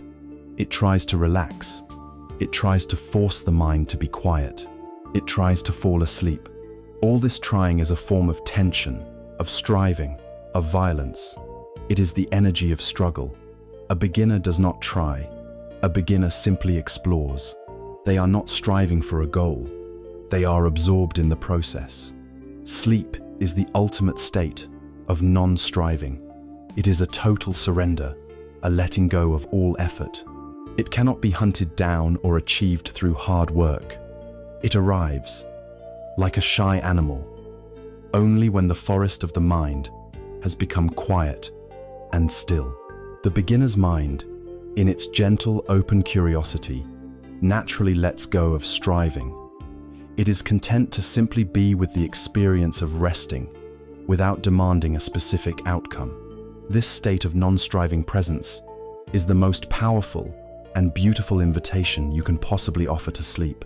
So, the invitation is to empty your cup. Let go of your story about yourself as a poor sleeper. Let go of your expectations for tonight, based on the memory of last night. Meet your bed, your breath, and your body with the fresh eyes of a beginner in this open, curious, non-judgmental space. The war with your mind can finally end. By letting go of what you think you know, you open yourself to the peace that has been waiting patiently for you all along. And when the mind is no longer caught in the habit of diagnosing what is wrong and what is missing, it creates the perfect conditions to notice what is right and what is already here. This empty, fertile ground is the ideal soil in which to plant the powerful seed of gratitude. With the fresh, open perspective of the beginner's mind, we empty our cup of stale expectations and judgments. We arrive in the present moment, ready to see what is truly here. In this newly created space, we can engage in one of the most powerful, heart-opening, and transformative practices available to us. It is a practice that can fundamentally change the emotional climate of our minds, shifting it from a state of lack and anxiety to one of abundance and peace. This is the practice of gratitude. This may sound simple, perhaps even like a hollow platitude, but gratitude, when practiced with sincere intention, is not a shallow sentiment. It is a potent form of mental training, a conscious rewiring of our brains to counteract a deep, evolutionary habit. Forged over millions of years, the human brain developed what scientists call a negativity bias. For our ancestors to survive in a dangerous world, they needed to be exquisitely attuned to threats. It was far more important to notice the one tiger in the bushes than the 99 beautiful flowers. The person who worried, who scanned for problems, who remembered threats, was the one who lived to pass on their genes. We are the descendants of the anxious. This negativity bias is our inheritance. It means our minds, when left to their own devices, are like Velcro for negative experiences and Teflon for positive ones. A single criticism can stick with us all day, while a dozen compliments slide right off. When we lie down at night, this ancient programming kicks into high gear. The mind scans for problems. It reviews the mistakes of the day. It rehearses the potential dangers of tomorrow. It focuses on the one thing that is wrong in this moment, the fact that we are not asleep. Gratitude is the conscious and deliberate antidote to this programming. It is the active training of our attention to scan for what is right, what is good, what is working, what is a source of even the smallest comfort or joy. It is like building a new muscle. At first, it may feel weak and unnatural, but with consistent practice, it grows stronger until it becomes a source of great strength and stability. The practice itself can be wonderfully simple. As you settle into your bed for the night, let this be the final, gentle activity of your mind. Before you invite rest, take a few slow, easy breaths. Then, let your awareness drift back over the day that has just ended. Your task is to find just 3 specific things for which you feel a sense of gratitude. The key to this practice is specificity.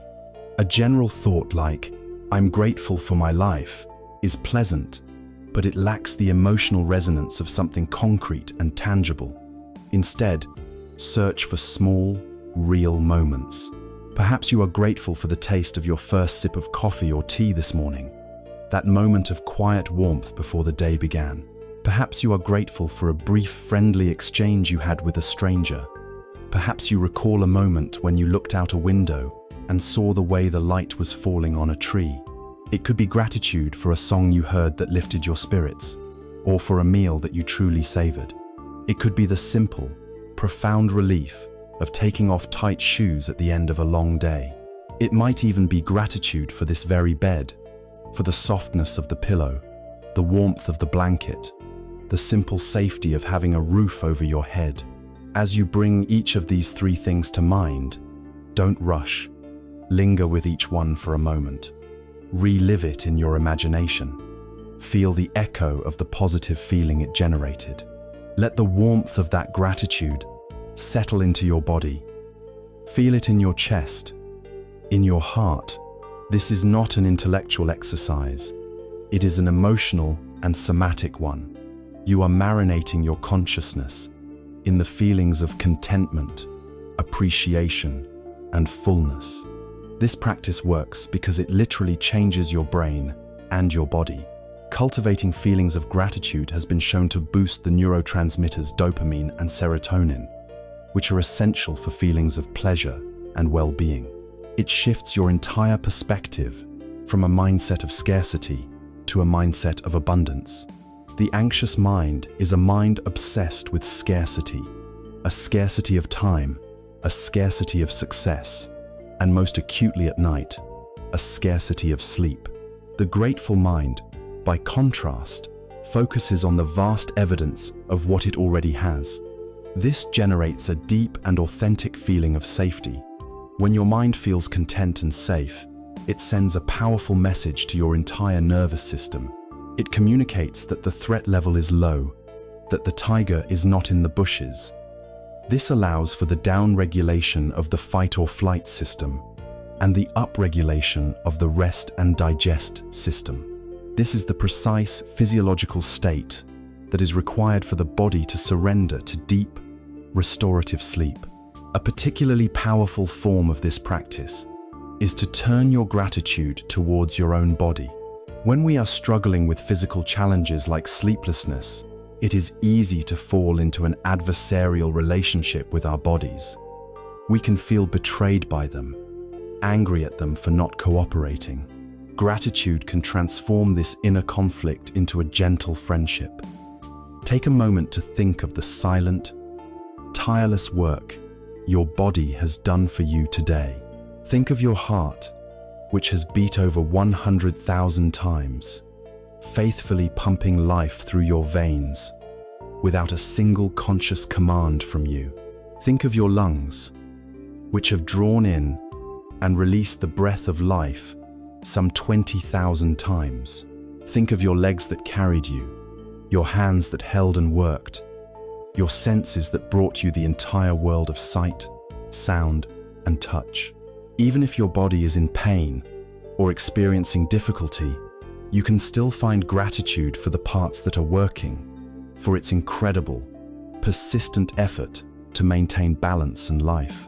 This shift from antagonism to appreciation is a profound act of self-compassion.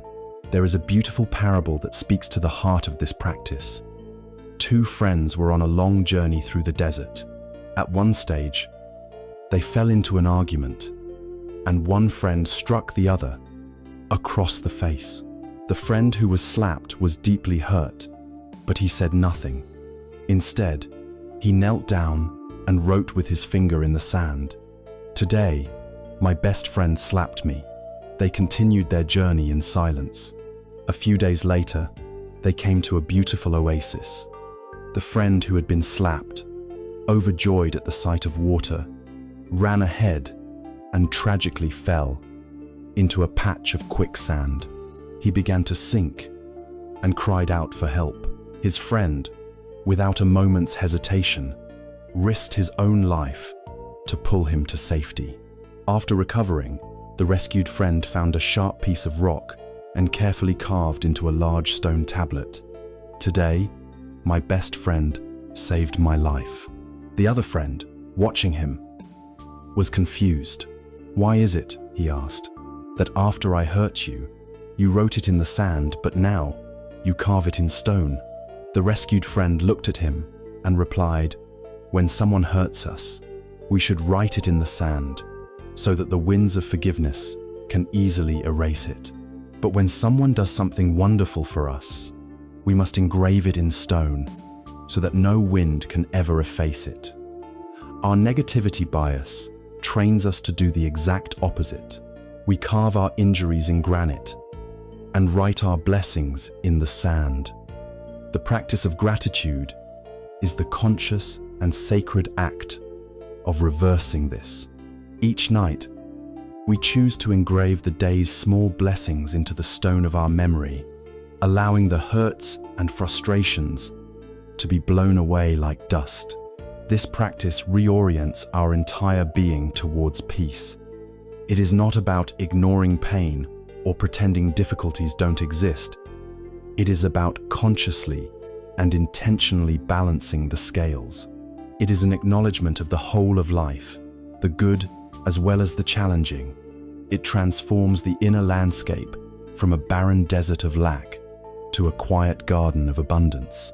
But what of those times when the difficulties are not small, when the reality of our present moment is so painful or challenging that finding gratitude feels impossible?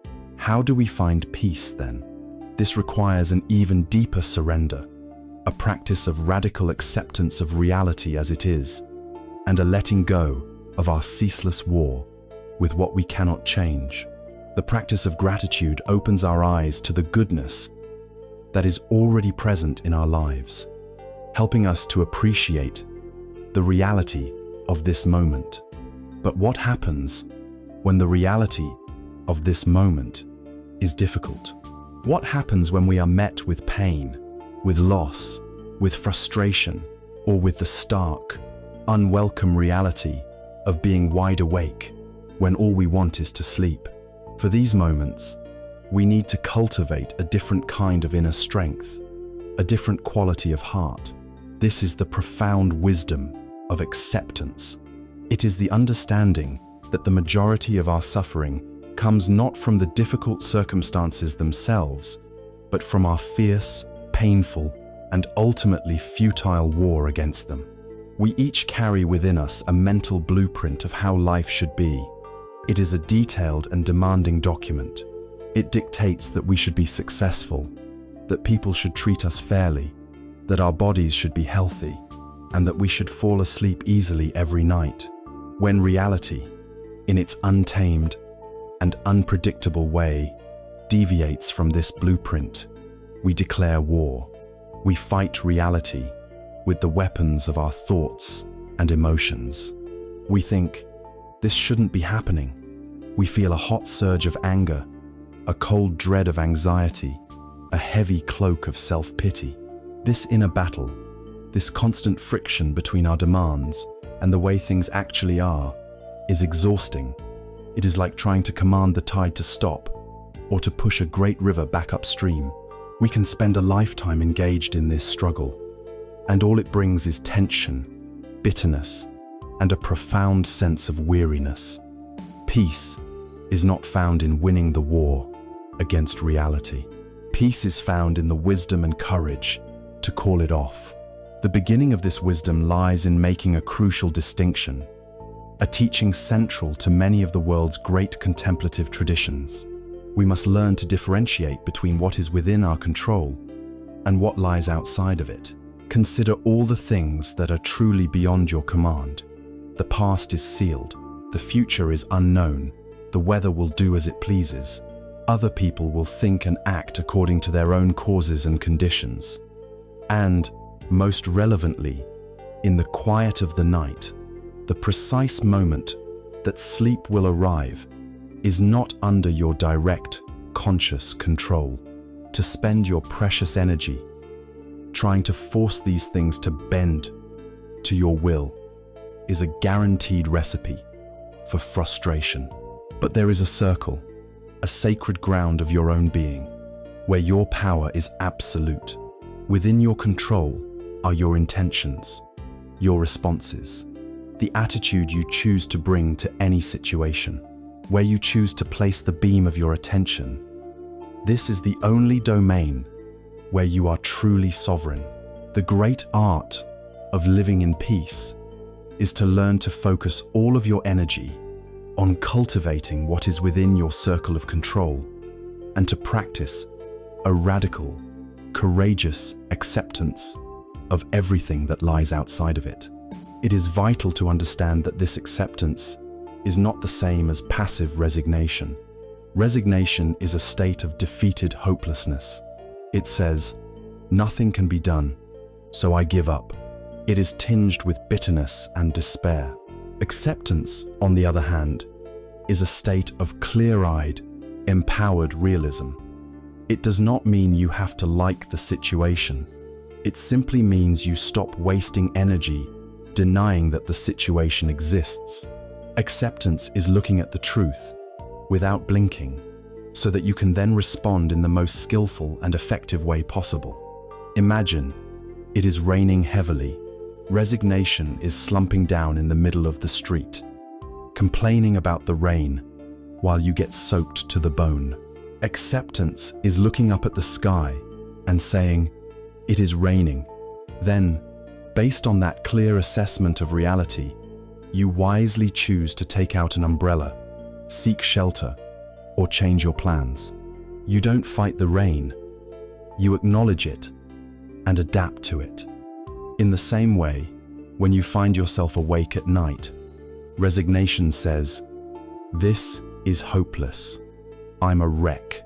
Acceptance says, "Okay, my body is awake right now." Based on that acceptance, you can then choose a wise course of action to practice your breathing, to cultivate loving kindness, to rest your body, even if your mind is active. You stop fighting the reality of wakefulness and begin working with it. There is an old Taoist story that perfectly captures this gentle, non-judgmental wisdom. An old farmer lived in a small village. He had one prized horse. One day, the horse bolted from the stable and ran away into the mountains. The farmer's neighbors all came to his house to console him. "This is such terrible luck," they said. The farmer simply replied, "Bad luck? Good luck? Who knows?" A week later, his horse returned, and it was not alone. It had led a herd of magnificent wild horses back to the farm. The neighbors were overjoyed for him. "You were right. It wasn't bad luck. It was wonderful luck," they exclaimed. The farmer quietly replied, "Good luck? Bad luck? Who knows?" The next day, the farmer's only son was attempting to tame one of the wild horses. The horse threw him, and the son's leg was badly broken. The neighbors gathered again, shaking their heads. You see, it was bad luck after all. How terrible. The farmer looked at them and said, his voice even, "Bad luck? Good luck? Who knows?" A few weeks passed, and military officials marched into the village. A war had broken out, and they were conscripting every able-bodied young man to be sent to the front line, a place from which few returned. They saw the farmer's son with his broken leg, and they passed him by. The farmer's peace did not come from having good fortune. It came from his refusal to label reality. He understood that we see only a tiny sliver of a vast, mysterious, and interconnected tapestry. Our judgments of good and bad are based on incomplete information, and they are the very source of our emotional turmoil. The farmer's wisdom was his radical acceptance of each event as it unfolded, without imposing a story upon it. He was at peace because he was not at war with what is. We can bring this practice into our own lives in a very direct way. The next time you are lying in bed and you are met by a difficult experiencer, a wave of anxiety, a painful memory, a surge of frustration, notice your first reaction. It is likely a tensing, a bracing, a resistance. The body clenches. The mind says, no. In that moment, see if you can try something different. Intentionally soften the muscles in your body, and in the silence of your own mind, gently say a single word to the experience. Accept, or you can be here, or simply, yes. This is not a yes of approval. It is a yes of acknowledgement. Yes, this feeling is here now. Yes, This is the reality of this moment. You are not agreeing to let it stay forever. You are simply ceasing your fight with it, right now. This simple act of dropping your resistance has a paradoxical and often immediate effect. The moment you stop wrestling with a feeling, it loses much of its power. The tension that was feeding it and amplifying it is released. The path to peace is not found by forcing the world to match your desires. It is found by aligning your mind with the world as it is. It is the wisdom to know the difference between what you can change and what you cannot, and to focus your energies only on the former. This is not defeat. It is the highest form of intelligence and grace. This practice of acceptance is the foundation for preventing a particular kind of needless, self-inflicted pain. For when we fight against a difficult reality, we not only experience the initial pain of the situation itself, but we also add a second, entirely unnecessary layer of suffering on top of it. The Buddha had a powerful and precise metaphor for this process, a teaching that, once understood, can change your entire relationship with pain. The path of acceptance teaches us to stop our war with reality, to lay down our arms, and allow the present moment to be as it is. This is not a passive act, but one of profound wisdom, for it is the direct method for avoiding a particularly cruel and unnecessary form of self-inflicted harm. The Buddha, with his characteristic precision and insight, described this form of suffering using a powerful metaphor that can, once truly understood, change your entire relationship with pain. It is the teaching of the second arrow. The Buddha said that when an ordinary person, one who is untrained in wisdom, experiences a painful, physical or emotional feeling, they are, in effect, struck by an arrow. This is the first arrow. The pain is real. It stings. But then, because they are untrained, they immediately react to this pain with a flurry of mental anguish. They think, "Why me? This is terrible. I can't bear this feeling. How long will it last?" They grieve, they despair, they become consumed by resistance and fear. This mental reaction, the Buddha said, is like being struck by a second arrow right in the very same spot.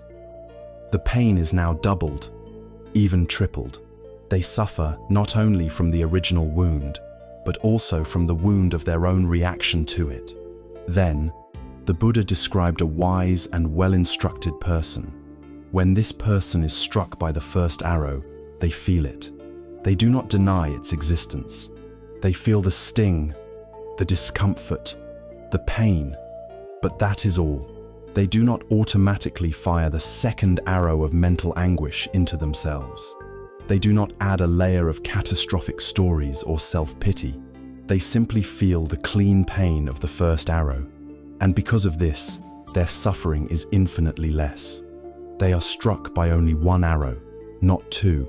This teaching is a master key for navigating the difficulties of life, and especially for navigating the difficulty of a sleepless night. Let us deconstruct it.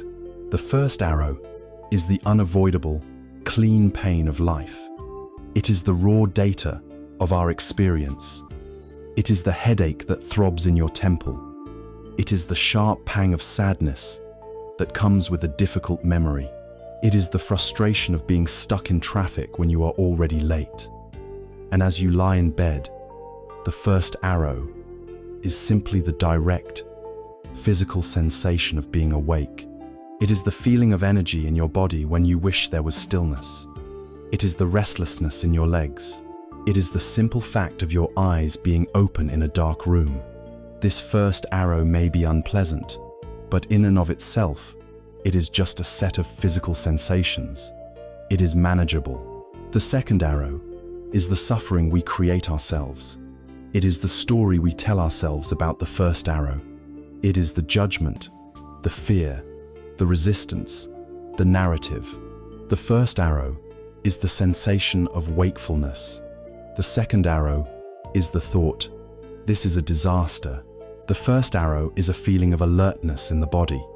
The second arrow is the thought, I will be completely useless tomorrow. I won't be able to function. The first arrow is the simple fact of being awake. The second arrow is the comparison. Everyone else in the world is sleeping peacefully.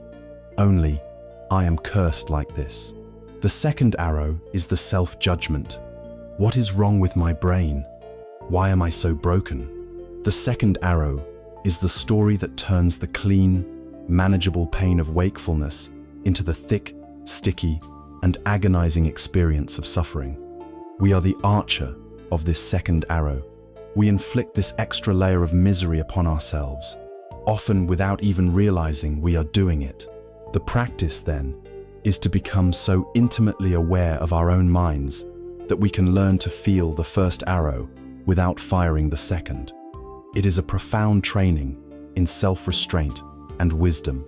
So, how do we do this in the middle of the night? First, you must learn to identify the first arrow in its pure form. When you notice you are awake and feeling anxious, ask yourself, what is the raw, physical sensation here? Before I add any labels or stories, can you locate it in your body?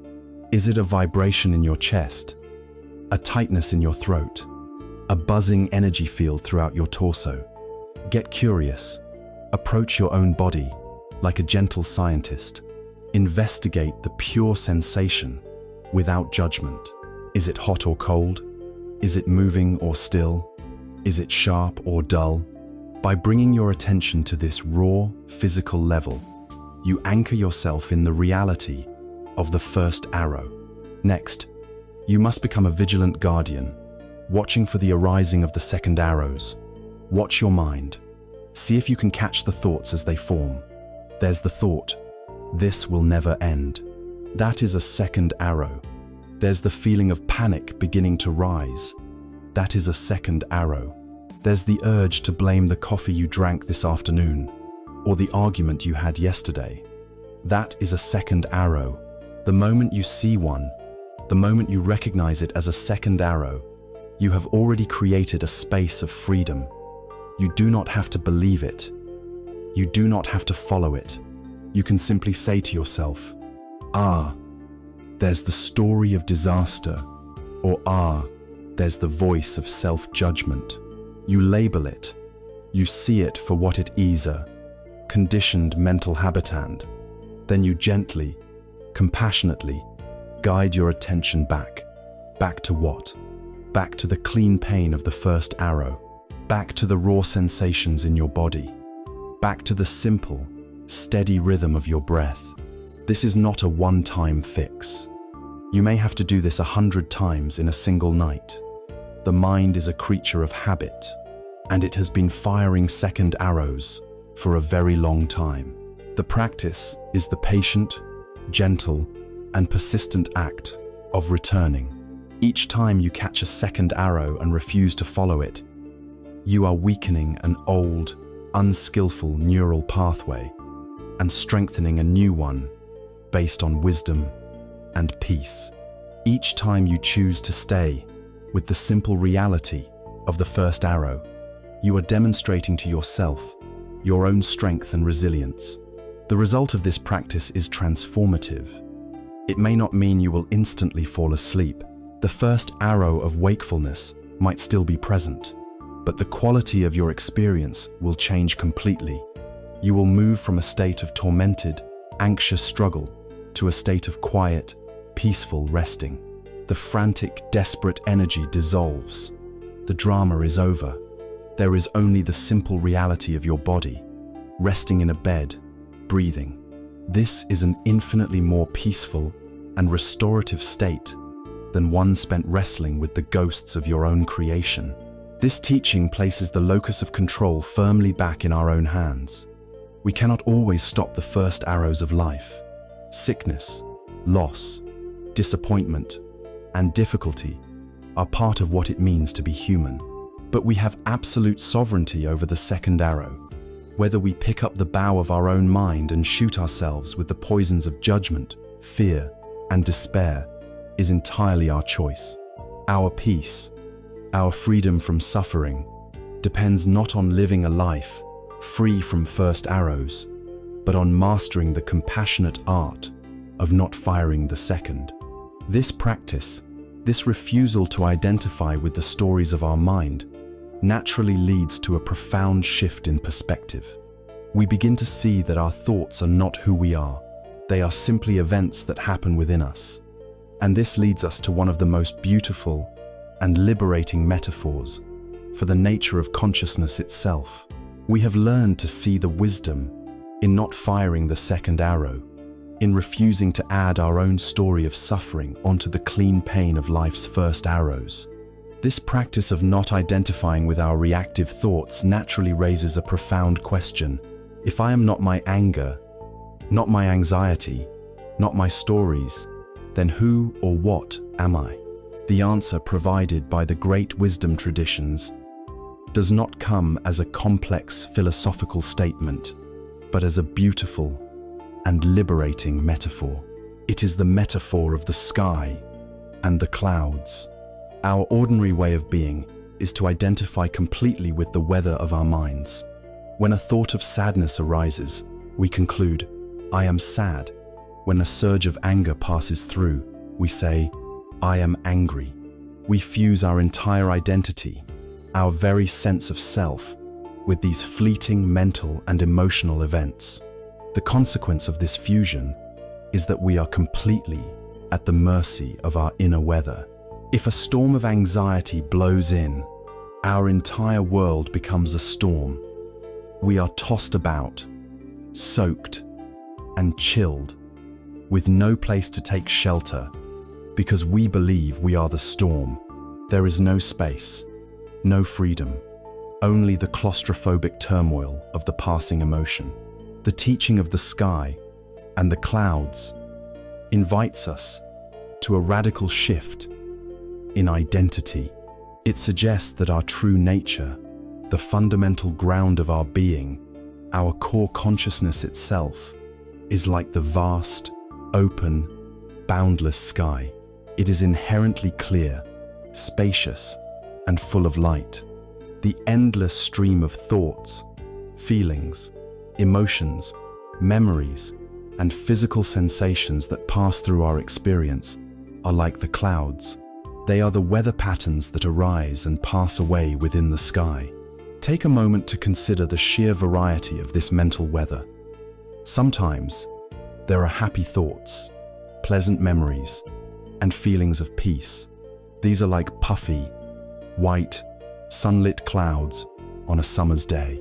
Sometimes there are thin, wispy, fleeting thoughts that are barely noticeable, like high cirrus clouds. And then there are the other kinds of weather. There are the dark, heavy, ominous storm clouds of rage or deep grief.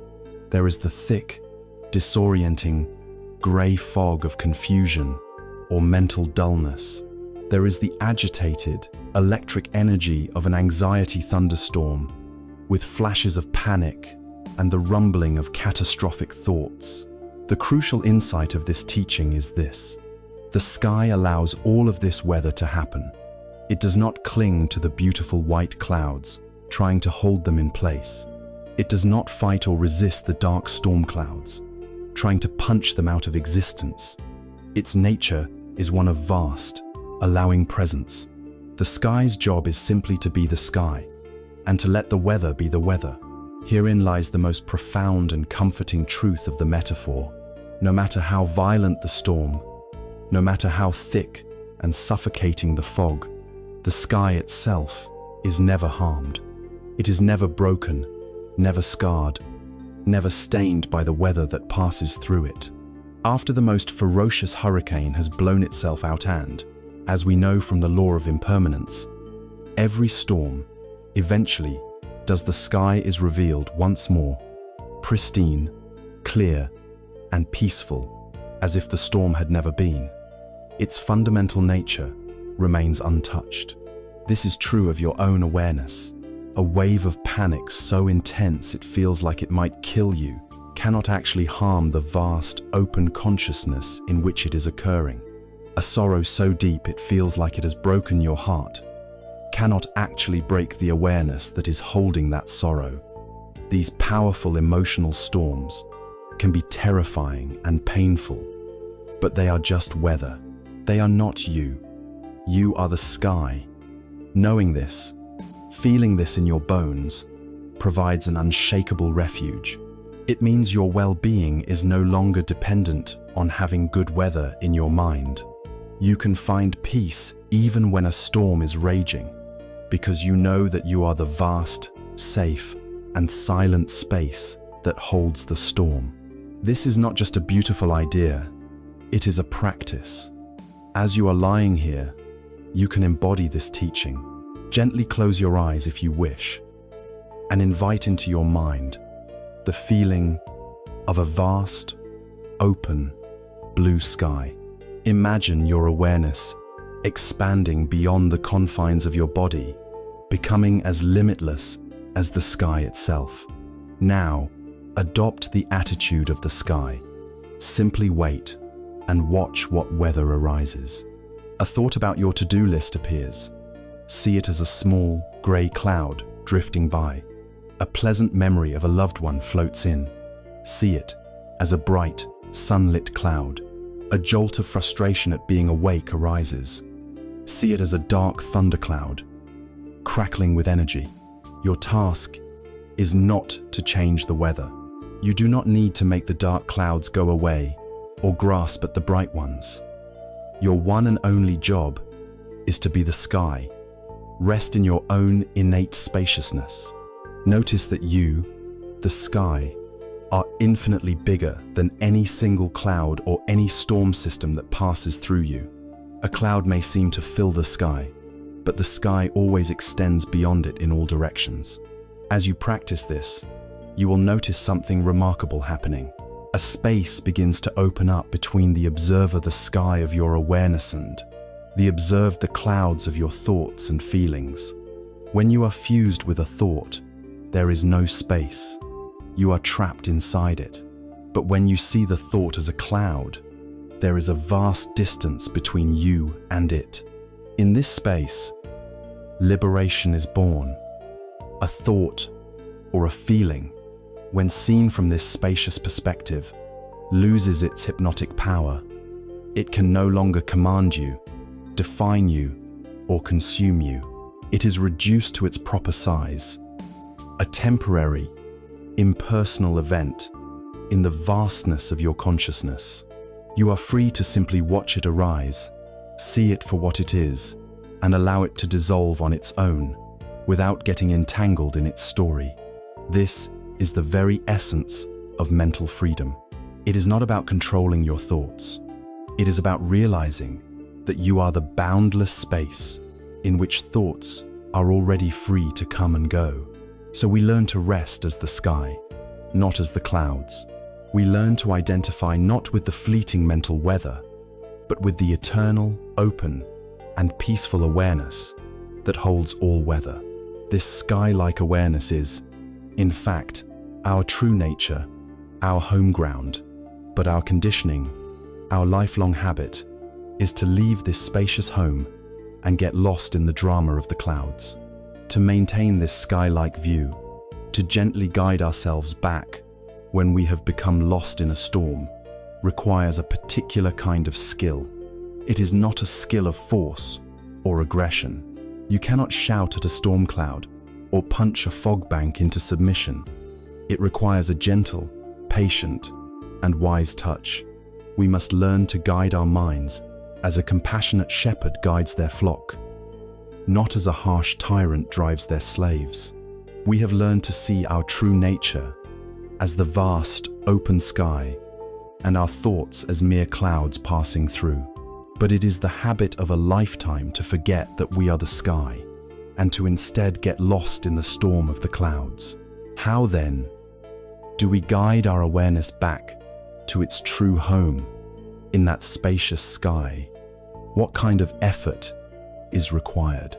Here we arrive at one of the most essential and practical teachings of the Buddha, the principle that underpins his entire path to liberation. It is the wisdom of the middle path. When we first hear of the middle path, we might think of it as a lifestyle choice, a path between the extremes of worldly indulgence and severe asceticism. But its most profound application is not in how we live our outer lives, but in how we relate to our own inner world. It is a middle path for the mind, a way of cultivating peace that avoids the two extremes that cause so much failure and frustration in any attempt at mental training. These are the extremes of excessive force and excessive laxity. Let us first look at the path of force. This is the way of the tightly strung lute. A person who follows this path, upon learning a technique like mindfulness of breathing, approaches it with a kind of fierce, aggressive determination. Their inner voice is that of a harsh drill sergeant. I must concentrate. I must silence my mind. I will not allow a single thought to distract me. They treat their own mind as an enemy to be conquered, a wild beast to be caged. They clench their jaw in concentration. They strain, they strive, and the result is always the same. This approach creates the very tension it seeks to eliminate. The mind, when met with such violence, rebels. It pushes back. The act of trying so hard becomes incredibly stressful and exhausting. It is a fundamental contradiction to believe that you can achieve a state of relaxation through a method of inner aggression. This is the path of the string that is pulled too taut. It is destined to snap, leading to burnout, frustration, and the mistaken conclusion that peace is impossible. On the other end of the spectrum is the path of laxity. This is the way of the string that is too loose. A person on this path may begin with good intentions, but they lack the bright, gentle energy required to sustain the practice. When their mind wanders from the breath, their inner voice is one of resigned defeat. Oh, there it goes again. They might think, it's no use. This is too hard. I can't be bothered. They allow themselves to be completely carried away by the currents of their habitual thoughts, drifting into daydreams, getting lost in worries, or sinking into the murky fog of mental dullness. While this path is less violent than the first, it is equally ineffective. No new habits of mindfulness are formed. No insight is gained. The mind remains an untamed and chaotic wilderness. No beautiful music can ever be coaxed from a string that has no tension at all. The Buddha, with his supreme skill as a teacher, illustrated the way out of this dilemma with a beautiful parable drawn from a disciple's own life. A monk named Sona was practicing with incredible, almost desperate zeal. He did walking meditation so relentlessly that the soles of his feet were cracked and bleeding. He was exhausted, disheartened, and on the verge of giving up the spiritual path altogether, believing he was a failure. The Buddha, sensing Sona's despair, visited him. Knowing that Sona had been a master lute player in his lay life, he did not give him an abstract lecture. Instead, he asked a question rooted in Sona's own expertise.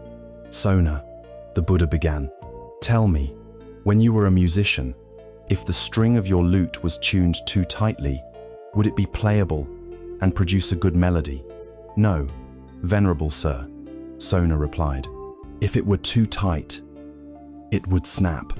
And Sona, the Buddha continued, if the string were too loose, would it then produce a beautiful sound? No, sir, said Sona. If it were too loose, it would make no sound at all. But Sona, the Buddha concluded, what if the string were not too tight and not too loose, but was tuned to a perfect, even pitch? Would it not then be playable and capable of producing a beautiful and harmonious melody? Yes, Lord, it would. Then the Buddha looked at Sona with great kindness and said, in the same way, Sona, energy that is exerted too forcefully leads to restlessness, and energy that is too lax leads to dullness.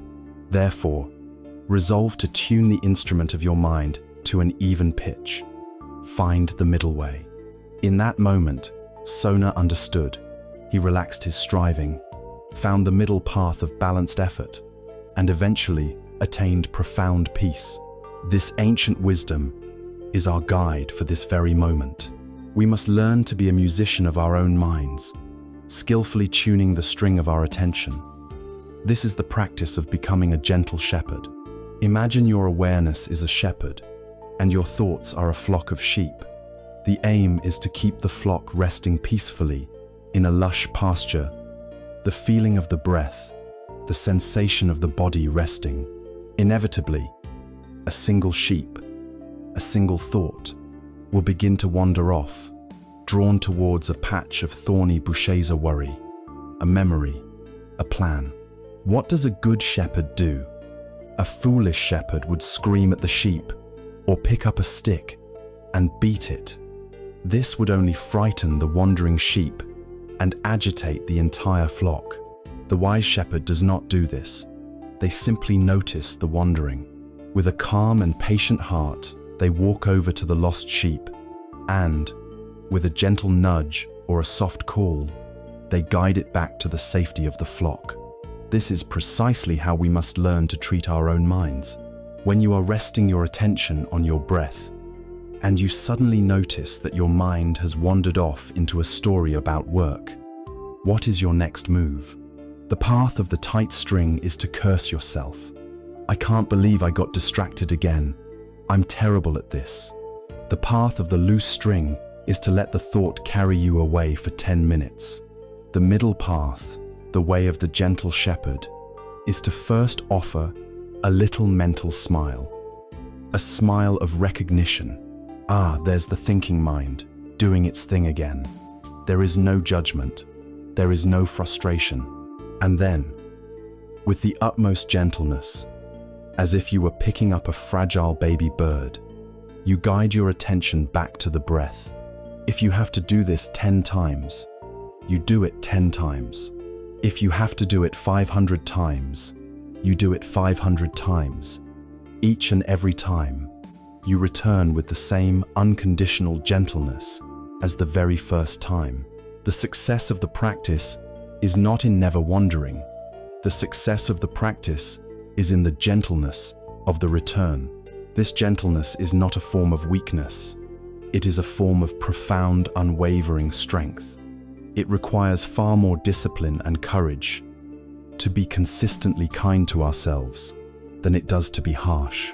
This gentle, balanced attention creates the inner atmosphere of safety that is so essential for rest.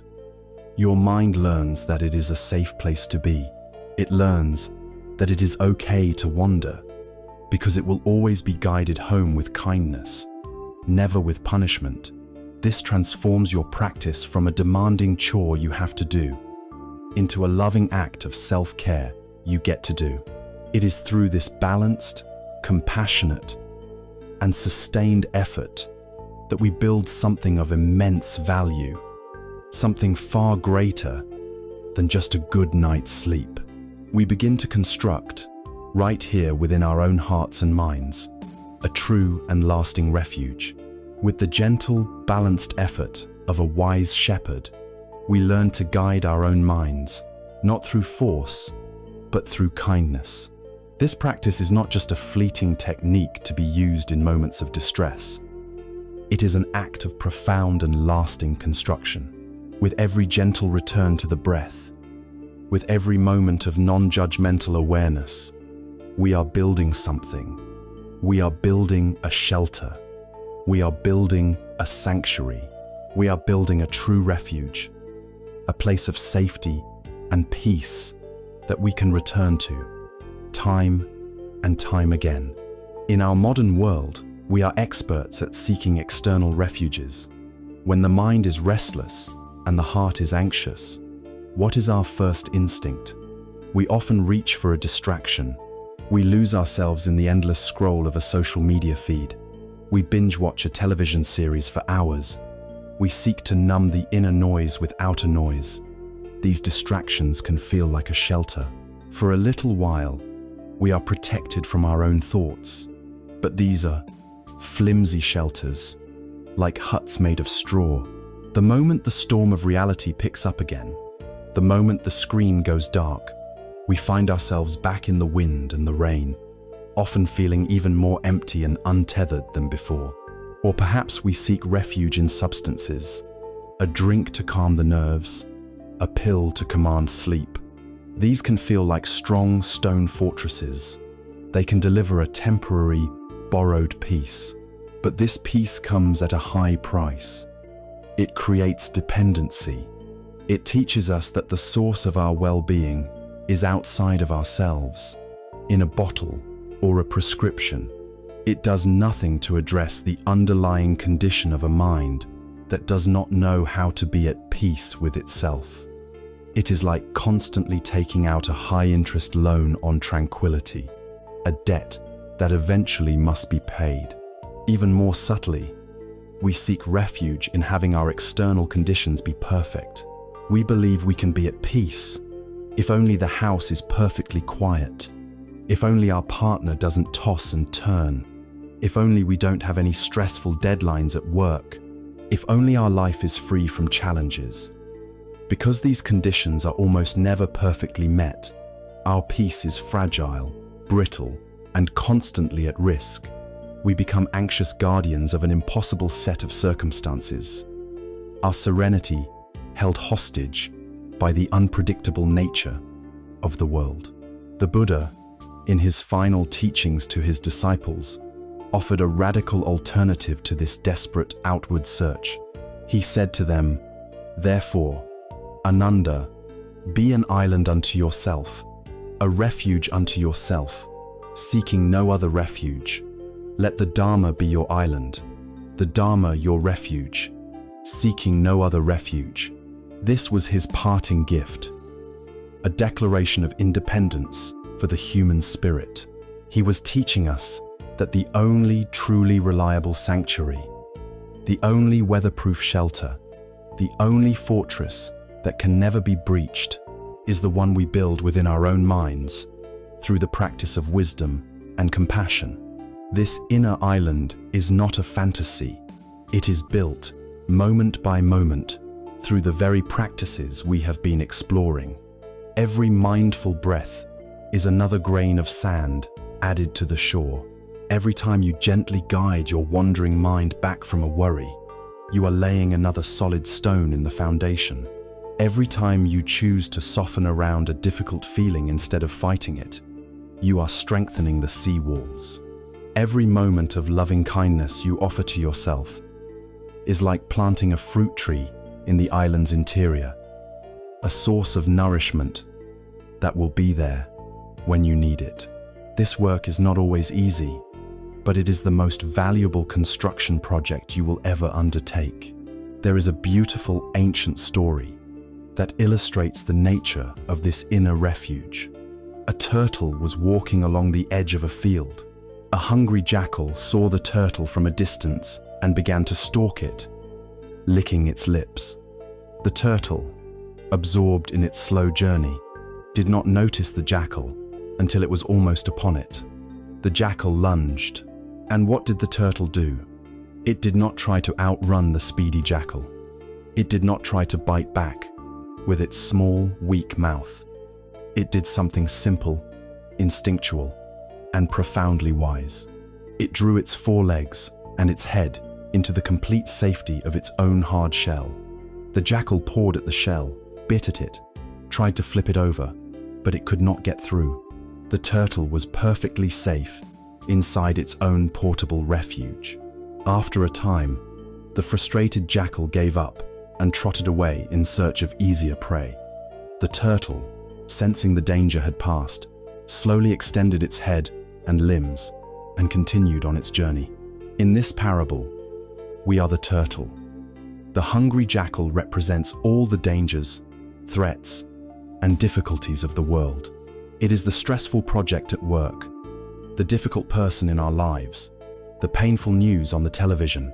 It is also the jackals of our own mind, our own fierce anxieties, our sharp self-judgments, our greedy desires.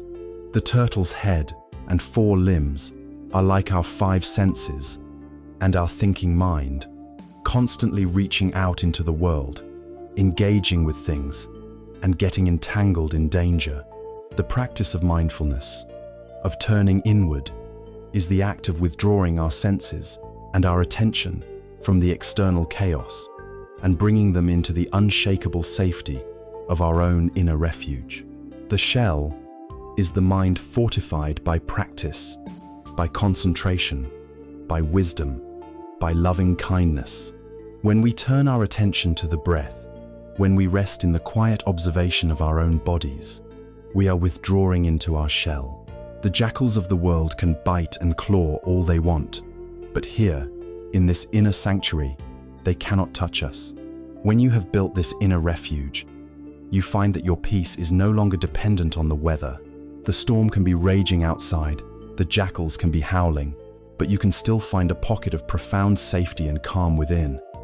This cultivates a deep sense of self-reliance. You learn that you possess the capacity to soothe yourself, to hold your own pain, to be your own sanctuary. You are no longer a helpless child waiting for the world to stop being scary. You are a wise turtle, carrying your own safety with you wherever you go. You have found a refuge that can never be taken from you. To build and maintain this inner refuge, to keep its foundations strong and its gardens nourished, we must be wise about how we expend our precious mental and emotional energy. A wise builder does not waste their materials on frivolous or pointless structures. In the same way, we must learn to stop wasting the energy of our attention on mental activities that are useless and draining. One of the most common and depleting of these activities is the habit of getting lost in endless, unanswerable questions and fruitless speculation. To truly fortify our inner sanctuary, we must learn the wisdom of dealing only with what is essential, a lesson taught most pointedly in the Buddha's parable of the poisoned arrow. Through gentle and persistent practice, we construct an inner sanctuary, a refuge of the heart that does not depend on the shifting conditions of the outer world. A wise builder knows that a fortress is only as strong as its walls, and that any leaks must be patched to prevent its strength from draining away. In the same way, if we are to build and inhabit this inner refuge, we must become aware of how our precious mental and emotional energy is wasted. One of the most significant drains on our inner resources is the habit of getting lost in endless and fruitless speculation. The mind, in its restlessness, loves to ask questions, but not all questions are helpful. Some are like leaks in the foundation of our peace, draining our capacity for wise action. The Buddha told a story that addresses this human tendency with a stark and unforgettable clarity. It is the parable of the poisoned arrow. Imagine, he said, a man who is walking through a forest and is suddenly struck by an arrow. The arrowhead is smeared with a potent poison, and the wound is deep. The man's friends and family rush to his side, frantic with worry. They have brought a skilled surgeon who is ready to remove the arrow immediately before the poison can spread through the man's body and kill him. But as the surgeon approaches, the wounded man holds up a hand and says, "Wait." The surgeon stops, confused. "Before you take out this arrow," the man insists, "I must first know the name of the man who shot me, and to what clan or family does he belong?" His family pleads with him. "What does that matter now? Let the surgeon save you." But the man is adamant. "No," he says, "I also need to know, was the man who shot me tall or short or of medium height? Was his skin dark or fair or golden? From which village, town, or city did he come? I will not have this arrow removed until I have the answers." The surgeon tries to approach again, but the man continues with his questions, his voice growing weaker. "And the bow," he whispers, "what kind of wood was it made from? And the bowstring, was it made of fiber, or reed, or sinew?" And the shaft of the arrow itself, what kind of feathers were used for its fletching? The feathers of a vulture, a heron, or a hawk? The Buddha then turned to his monks and asked, "What do you think would happen to such a man?" The monks replied that the man would surely die, succumbing to the poison long before his endless questions could ever be answered. Exactly so, the Buddha concluded. The man's focus on irrelevant details would cost him his life. The only wise and urgent task was to remove the arrow. This story is a profound diagnosis of our own condition. Each of us, in our moments of suffering, is the man shot by the poisoned arrow. The arrow itself is our immediate pain, the sharp sting of anxiety, the ache of loneliness, the deep discomfort of a sleepless night. The poison is the suffering that spreads from that initial wound if it is left untended, poisoning our entire system with fear and despair. The surgeon is the practical wisdom of the Dharma, simple, effective tools of mindfulness, loving kindness, and acceptance that can actually heal us. And the wounded man's foolish questions are the speculative, unhelpful, and ultimately life-threatening questions our own minds ask in the middle of the night.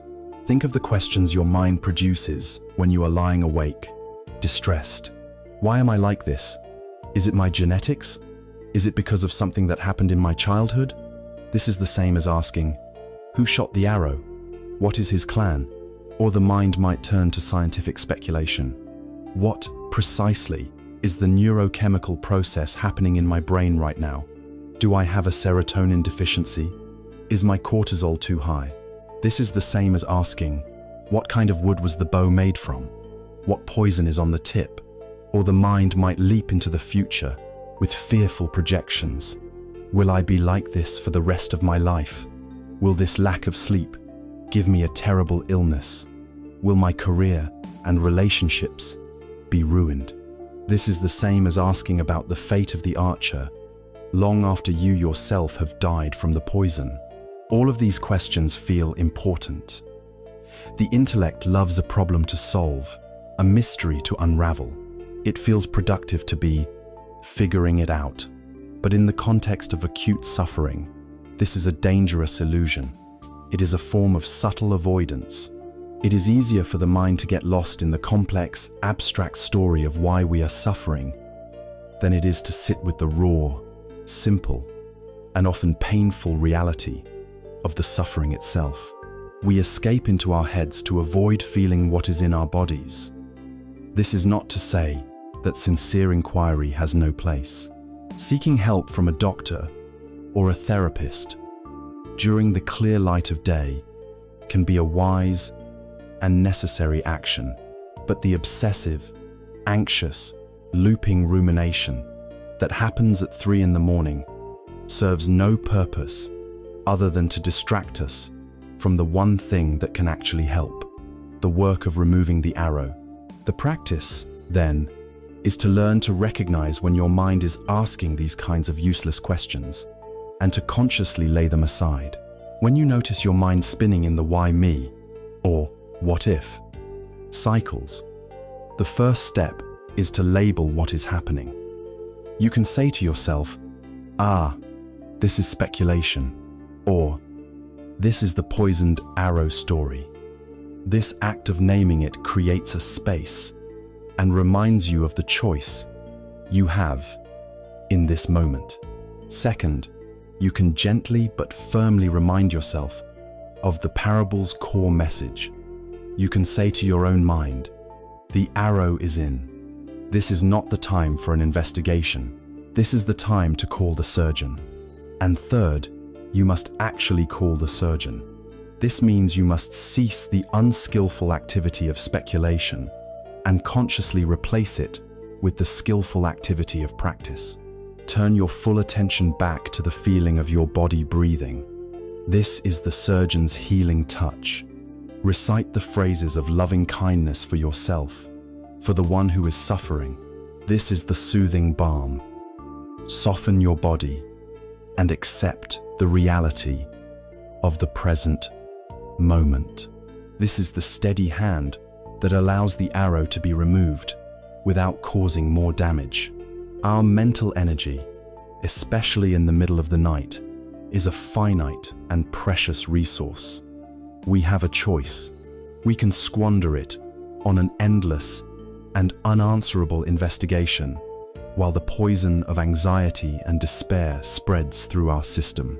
Or we can direct every bit of that energy towards the simple, practical, and healing actions that are available to us right here, right now.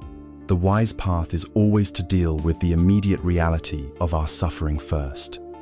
Remove the arrow. All other questions can wait until the morning.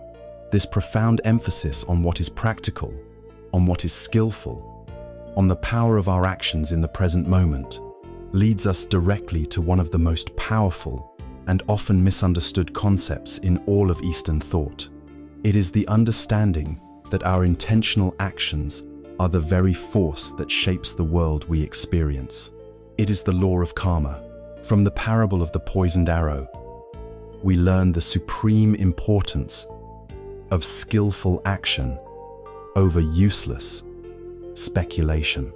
Our energy is precious, and wisdom lies in directing it towards what is most helpful, what is most healing in this present moment. This emphasis on action leads us to a direct encounter with one of the most profound and frequently misunderstood laws of nature. It is the law of karma. For many in the Western world, the word karma conjures images of a cosmic balancing of scales, a system of divine reward and punishment, or a predetermined fate from which there is no escape. The Buddha's teaching on karma was something far more practical, immediate, psychological, and ultimately, far more empowering. To understand karma, we must first understand the word itself. The word karma in the ancient Pali language, or karma in Sanskrit, literally means action. That is all. It does not mean fate. It does not mean destiny. It simply means action. The law of karma is the law of action. It is a natural law, as impersonal and as reliable as the law of gravity. If you hold a stone in your open hand and release it, it will fall. The stone is not being punished. It is not its fate to fall. It is simply responding to the natural law of gravity. In the same way, the law of karma states that our intentional actions have consequences, and these consequences follow a natural, predictable pattern. The most crucial element in this law is the concept of intention, or satana. It is not just the action itself, but the quality of the intention, or volition behind the action, that determines the quality of the result. An action, whether it is an action of the body, of speech, or of the mind that is rooted in unskillful intentions, will inevitably lead to a painful or unpleasant result for the one who acts. What are these unskillful intentions? They are the familiar energies of greed, hatred, and delusion. Conversely, an action that is rooted in skillful intentions, generosity, loving kindness, and wisdom will inevitably lead to a pleasant and peaceful result for the one who acts. This is not a judgment from an external God. It is the simple, observable physics of the heart. You do not need to wait for a future lifetime to see this law in action. You can verify it for yourself, right now, in the laboratory of your own mind and body. Let us conduct a small experiment. For a moment, bring to mind something or someone that makes you feel angry or resentful. Now, perform a mental action rooted in ill will. Begin to dwell on it. Replay the injustice in your mind. List all the reasons why you are right and they are wrong. Fan the flames of your anger. And now, notice what happens. What is the immediate result of this mental action? Notice the sensations in your body. Perhaps your jaw tightens. Perhaps your shoulders tense up. Perhaps there is a hot, constricted feeling in your chest. You have just performed an unskillful mental action, and you are immediately reaping its result, the direct, physical, and emotional experience of suffering. Now, let that go. Take a cleansing breath and perform a different kind of mental action. Bring to mind someone you care for deeply, or if it is easier, bring to mind the feeling of loving kindness itself. Silently, offer a skillful intention. May I be well. May I be peaceful. And now, notice the result of this action. What do you feel? Perhaps a softening around your heart. Perhaps your shoulders relax. Perhaps a gentle feeling of warmth or ease spreads through you. You have just performed a skillful mental action, and you are immediately experiencing its result, a state of relative peace and well-being. This is karma in its purest form. It is happening in your nervous system in every single moment. It is not a mystical belief system. It is the verifiable science of your own experience. A simple way to understand this is to imagine yourself standing before a deep, dark well. The well is reality. It is the universe. Whatever you shout into the well, it will echo back to you. If you lean over and scream a hateful, angry word into the darkness, what will you hear a moment later? You will hear your own hateful, angry word echoing back at you. The well is not being malicious. It is not punishing you. It is simply and perfectly returning the energy that you put into it. Now, imagine you soften your voice.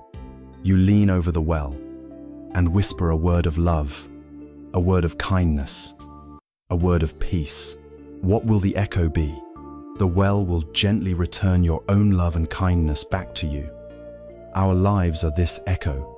The quality of our inner and outer world is, to a large extent, the echo of the intentions we have been shouting into the well of reality, moment after moment, day after day. This understanding of karma is the ultimate empowerment. If karma were fate, we would be helpless, prisoners of a past we cannot change. But because karma is action, we are the creators of our world in every moment. The past has certainly shaped the conditions of this present moment. Past actions and habits may have contributed to the fact that you are lying awake right now. That is the echo of yesterday. But your freedom lies in the fact that in this present moment, you get to choose what you will shout into the well. You are standing at the helm of your own ship. The winds and currents are the results of past karma, but your hand is on the rudder right now. You can choose, in this moment, the unskillful action of fighting with your wakefulness, of generating thoughts of panic and despair. And the inevitable result, the echo, will be more tension and more suffering. Or you can choose the skillful action. You can choose to meet your wakefulness with acceptance. You can choose the action of gently placing your attention on your breath. You can choose the action of offering loving kindness to yourself. These skillful actions will, as surely as the sun will rise, plant the seeds for a future moment of peace. You are not a victim of your sleeplessness. You are an agent who has the power to change your relationship to it, one intentional action at a time. This view transforms our understanding of the path. It is not about pleasing a deity or accumulating merit for a future reward. It is about becoming a skillful craftsman of your own well-being. It is about understanding that every thought, every word, and every deed is a cause that will have an effect. It is about learning to choose those actions that lead to freedom, peace, and release, and to abandon those actions that lead to suffering, tension, and bondage.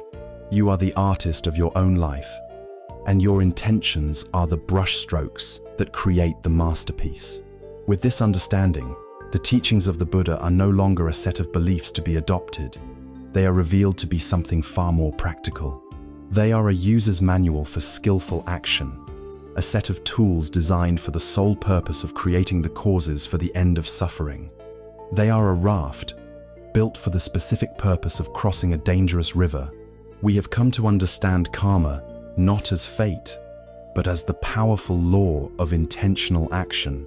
We see now that our skillful actions, our skillful thoughts, are the very causes that lead to a peaceful heart. This reframes the entire purpose of the ancient wisdom we are exploring. These teachings are not a set of dogmas to be believed. They are not a philosophical system to be memorized. They are a practical, user-friendly manual for skillful action, a collection of tools designed for the sole purpose of alleviating the suffering of the human mind. But how should we relate to these tools? Is it possible to become so attached to the tools themselves that we miss the point of the work we are doing? The Buddha, with his characteristic foresight, addressed this very danger in a simple and unforgettable parable. It is the parable of the raft. Imagine, the Buddha said, a person on a journey who comes to a great, wide river. The shore on this side is perilous, filled with dangers and fears. The far shore, in the distance, is safe, secure, and peaceful.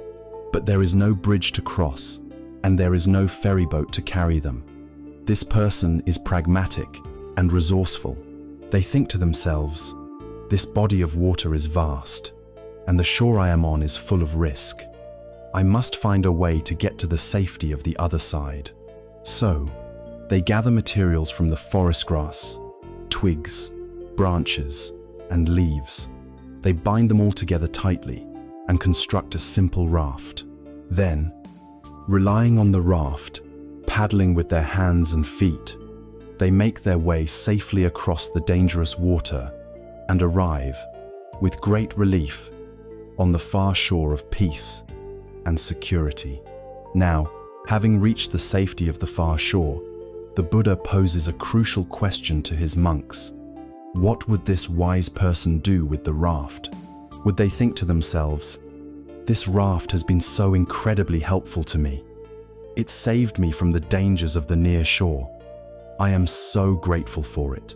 The best thing for me to do now is to hoist it onto my shoulders, or carry it on my head, and take it with me on the rest of my journey. The monks agreed that to do so would be foolish. The raft, which was once a vehicle of liberation, would now become a heavy, cumbersome burden. What, then, is the wise course of action? The wise person, the Buddha explained, would reflect in this way. This raft has served its purpose beautifully. I have used it to cross over. Now, I shall pull it up onto the dry land, or perhaps set it adrift back into the water, and then continue my journey, unburdened. The Buddha then delivered the essential teaching. In the same way, he said, I have taught the Dharma, the teachings, as being like a raft. It is for the purpose of crossing over, not for the purpose of grasping and holding on. This simple story is a profound guide for our entire spiritual journey. The near shore, the place of danger, is our ordinary state of suffering. It is the mind caught in the 5 hindrances, the heart pierced by the second arrow, the life lived in the shadow of anxiety and discontent. The great river is samsara, the endless, turbulent cycle of craving and aversion that keeps us paddling in circles, never reaching safety. The far shore is the goal of our practice. Nibbana, a state of unshakable peace, freedom, and the complete ending of suffering. And the raft, of course, is all of the teachings we have been exploring. Mindfulness of breathing, the practice of loving kindness, the wisdom of impermanence, the understanding of karmathes, are the branches and leaves we bind together to create our vessel. The parable's warning is subtle and deep. It cautions us against a spiritual form of clinging. It is possible to use these teachings to free ourselves from one set of problems, only to become newly attached to the teachings themselves. What does it mean to carry the raft on your back? It can mean turning the teachings into a rigid, intellectual identity. One can become an expert in Buddhist philosophy, memorize all the lists and the ancient terms, and be able to argue doctrine with great skill. But if this knowledge is not being actively used to reduce one's own pride, anger, and anxiety, then it is just a heavy, useless raft being carried on the head for show. Carrying the raft can also mean becoming dogmatically attached to the techniques themselves. It is the mind that says, I must follow this breathing instruction perfectly, or I must practice for 1 hour every day, or I have failed. The technique, which was meant to be a tool for liberation, becomes a new source of anxiety, a new stick with which to beat ourselves. This is missing the point entirely. The raft is a practical toolkit, and a wise craftsperson uses the right tool for the right job. When your mind is scattered and restless, the simple tool of anchoring your attention to the breath is incredibly effective. When your heart is cold and hard with resentment or self-criticism, the tool of loving kindness is the perfect medicine to bring warmth and softness.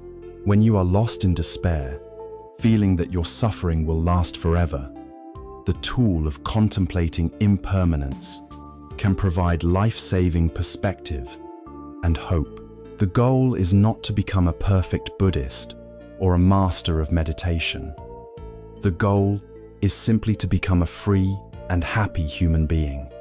The goal is to suffer less. The success of your practice is not measured by how well you follow the rules, but by whether your mind is becoming a more peaceful and compassionate place to live. The teachings are the prescription, but the only thing that matters is whether the disease of suffering is being cured. We use the tools that work, we adapt them to our needs, and we always keep the ultimate goal in mind, reaching the far shore. This teaching encourages a spirit of pragmatism and flexibility. The raft is precious. It should be constructed with care and used with diligence. But we should never worship it. We should never mistake the vehicle for the destination. Ultimately, the most profound meaning of the parable is that a truly liberated person, one who has fully arrived on the far shore, no longer needs the raft at all. Their mind has been so thoroughly transformed by the journey that mindfulness, wisdom, and compassion are no longer formal practices they do, but are simply the natural, effortless way they are. They do not need a raft, because they have learned how to swim. So, as you engage with these ancient practices in the quiet of your night, hold this image of the raft in your mind. See each technique as a precious tool to help you cross the turbulent waters of your restlessness. Use them with respect and gratitude, but hold them lightly. Do not turn them into a new source of dogma or self-judgment. Remember always what they are for. They are for crossing over. They are for letting go. They are for finding a shore of unshakable peace. To embark on this journey with confidence, we need to trust not only in the quality of our raft, but also in our own innate capacity to reach that distant shore. We need to believe that the peace of the far shore is not something alien to us, but is, in fact, our own deepest nature, just waiting to be realized. We have learned to see the teachings as a well-crafted raft, a practical tool for crossing the turbulent waters of our suffering to a far shore of peace. This is a powerful and useful metaphor, but it can leave us with a subtle feeling that peace is somewhere else, distant destination that we must struggle long and hard to reach. Now, we arrive at a teaching that turns this idea completely on its head. It is a teaching so radical and so liberating that it can change not only your motivation for practice, but your entire view of yourself and your potential. It is the teaching of our own innate, hidden perfection. What if the far shore was not across the water at all?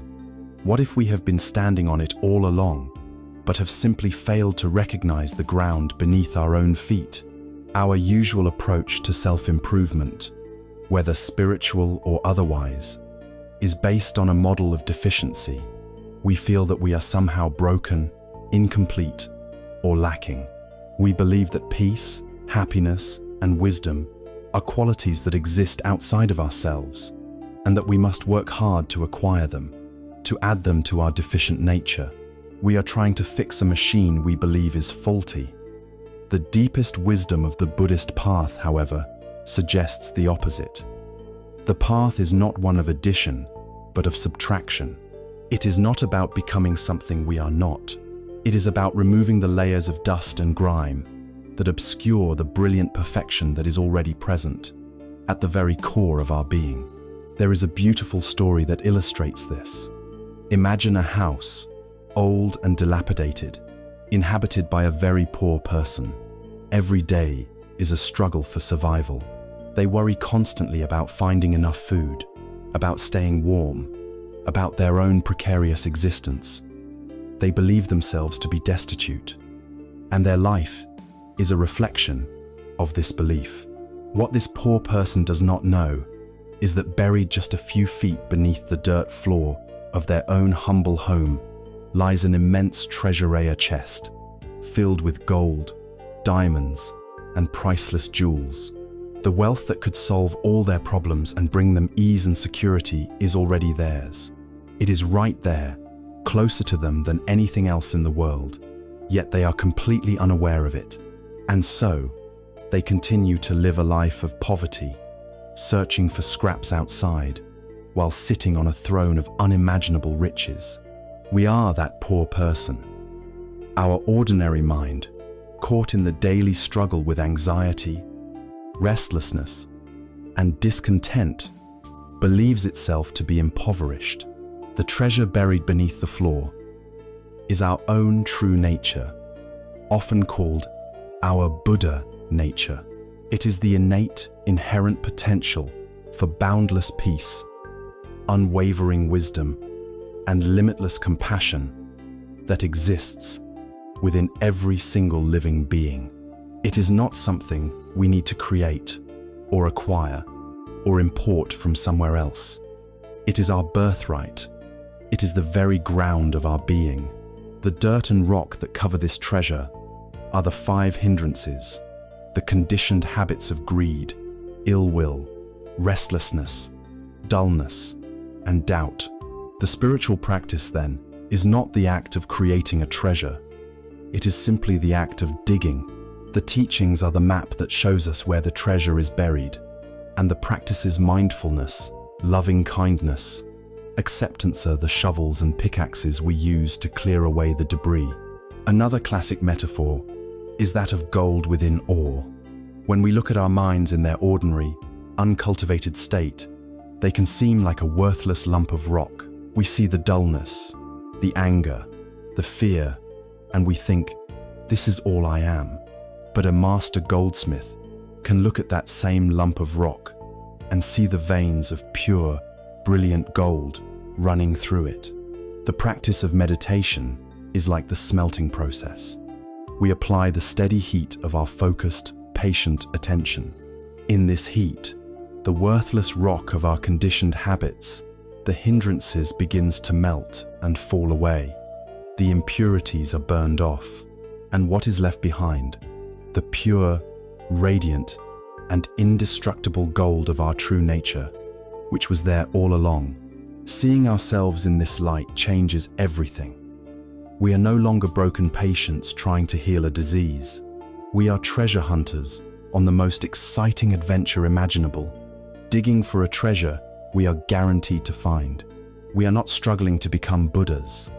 We are working to uncover the Buddha that we already, secretly, are. This shift in perspective is the source of a deep and unshakable confidence. In the ancient texts, this is sometimes referred to as the lion's roar.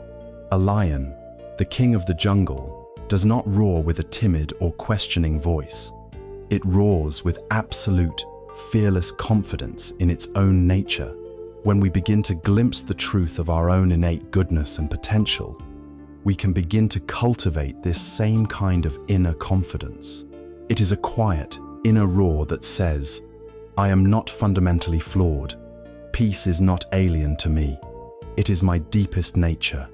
I have everything I need, right here within me, to be free." This confidence is the most powerful antidote to the fifth hindrance, the paralyzing poison of doubt. When the practice becomes difficult, when you feel you are making no progress, when the mind is stormy and you are tempted to give up, you can remember the treasure beneath the floor. You can remember the gold within the ore.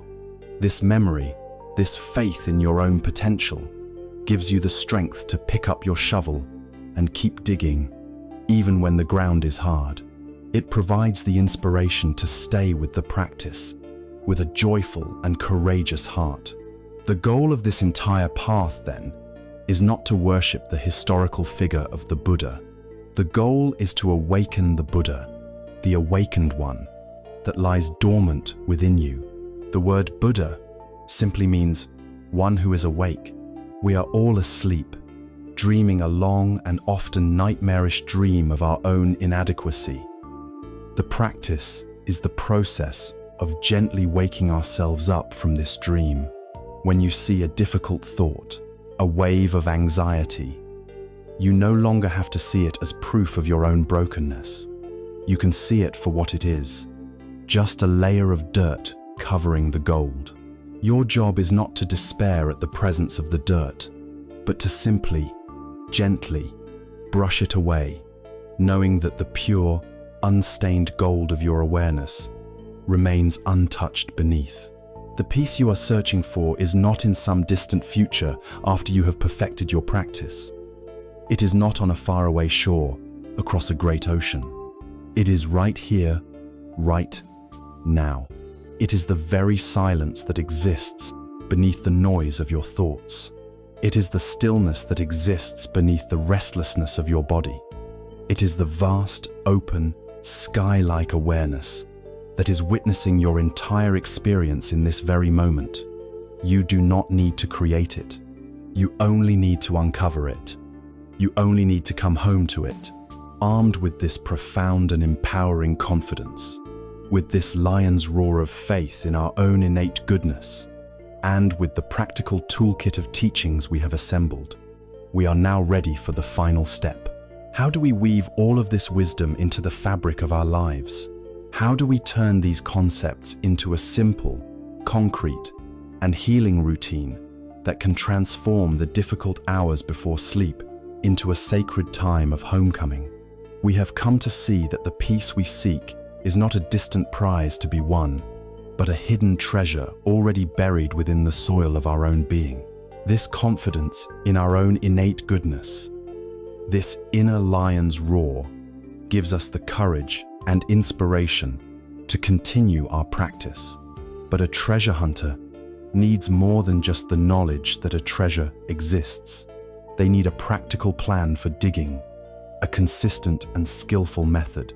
In the same way, to uncover the peace that is our birthright, it is immensely helpful to create a structure for our efforts, a gentle and loving routine that allows this inner goodness to reveal itself. This is the practice of creating a nightly ritual, a sacred sequence of actions that transforms the time before sleep from a period of anxiety into a profound act of self-care and spiritual practice. Think of your mind as a beautiful garden that you have tended all day. Throughout the day, amidst the work and the interactions, some weeds have inevitably grown the weeds of worry, irritation, and fear. The soil has been baked by the sun of activity, and the plants are thirsty. A wise gardener does not simply abandon their garden to the chaos of the night. At dusk, they perform a gentle ritual. They walk through the garden, carefully pulling a few of the most prominent weeds. They give the plants a cool, nourishing drink of water. They put their sharp tools away in the shed. They prepare the garden for the deep, restorative rest of the darkness. knowing this rest is essential for the next day's growth and blossoming. We must learn to become such wise gardeners for the precious garden of our own minds. The following steps are a way to do just this, a way to gently prepare your inner world for a peaceful night. The first step is to create a sacred pause through intentional disconnection. Our minds are constantly being stimulated by the glowing screens that dominate our lives. Our phones, tablets, and televisions are portals to a world of endless information, social comparison, and agitation. They pour a constant stream of fuel on the fire of the restless mind. Therefore, the first act in our nightly ritual is to consciously and deliberately close these portals. Set a time, perhaps 30 or 60 minutes before you intend to sleep, and make it a rule. All screens go dark. This is not a punishment. It is an act of deep respect for your own well-being. It is a declaration that this time is sacred, that this space is yours, a sanctuary that will not be disturbed by the noise of the outside world. You are closing the gates to your inner garden so that the real work of restoration can begin. The second step is to return to the body with gentle movement. The stresses of the day do not just live in our minds, they are stored in our bodies as physical tension. We carry our worries in our tightened shoulders, our frustrations in our clenched jaws, our anxieties in the shallow knot of our breathing. Before you get into bed, take just a few minutes to gently release this stored tension. You do not need a complex yoga routine.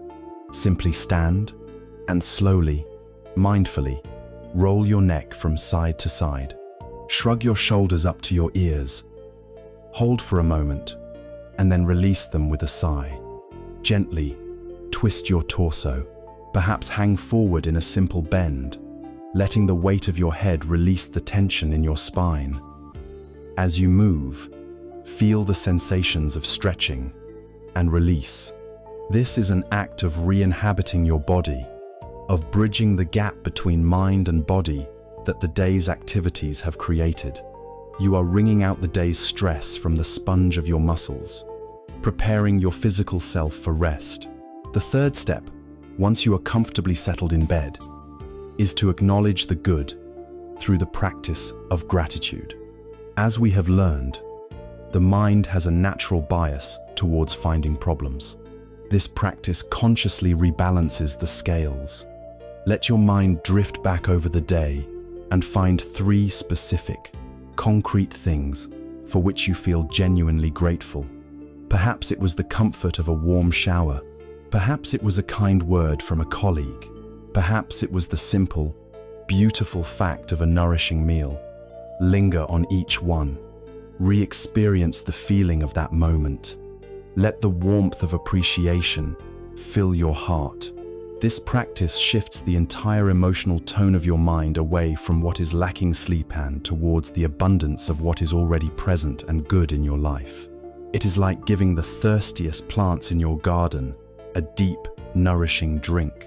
The fourth step is a conscious exhalation of release, a mental cleansing.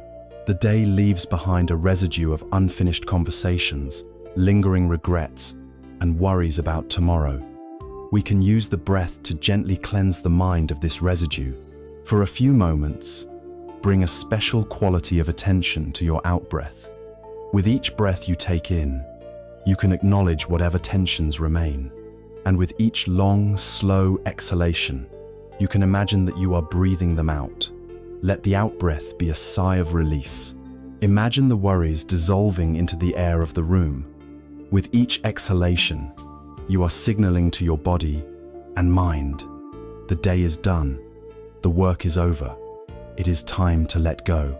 The fifth step is to find the anchor through mindfulness of breathing. This is the central pillar of your nightly practice. For 5, 10, or 15 minutes, simply allow your attention to rest on the physical sensation of your breath. Choose your anchor spot, the tip of the nostrils, or the rise and fall of the abdomen, and be the gentle shepherd. When the mind wanders, as it inevitably will, just smile, acknowledge the thought, and gently guide your attention back to the breath. Do not strive for a blank mind. Do not judge your performance. Simply rest in the steady, rhythmic, and calming presence of your own breathing. This is the act of quietening the garden, of allowing the soil of the mind to settle and become still. And the sixth and final step is to offer the gift of kindness through metta. Let the very last conscious act of your day be one of unconditional, gentle friendliness. Place a hand on your heart if it feels right, and silently offer the phrases of loving kindness to yourself. May I be safe. May I be peaceful. May I be at ease. Tuck your own heart into bed with a blanket of compassion. This practice dissolves any lingering self-judgment and fills your inner sanctuary with an atmosphere of profound safety and love. If you feel moved to, you can then extend this kindness outwards to your loved ones and to all beings everywhere. This six-step ritual is a powerful template, but it is not a rigid prison. You must be a compassionate gardener for yourself.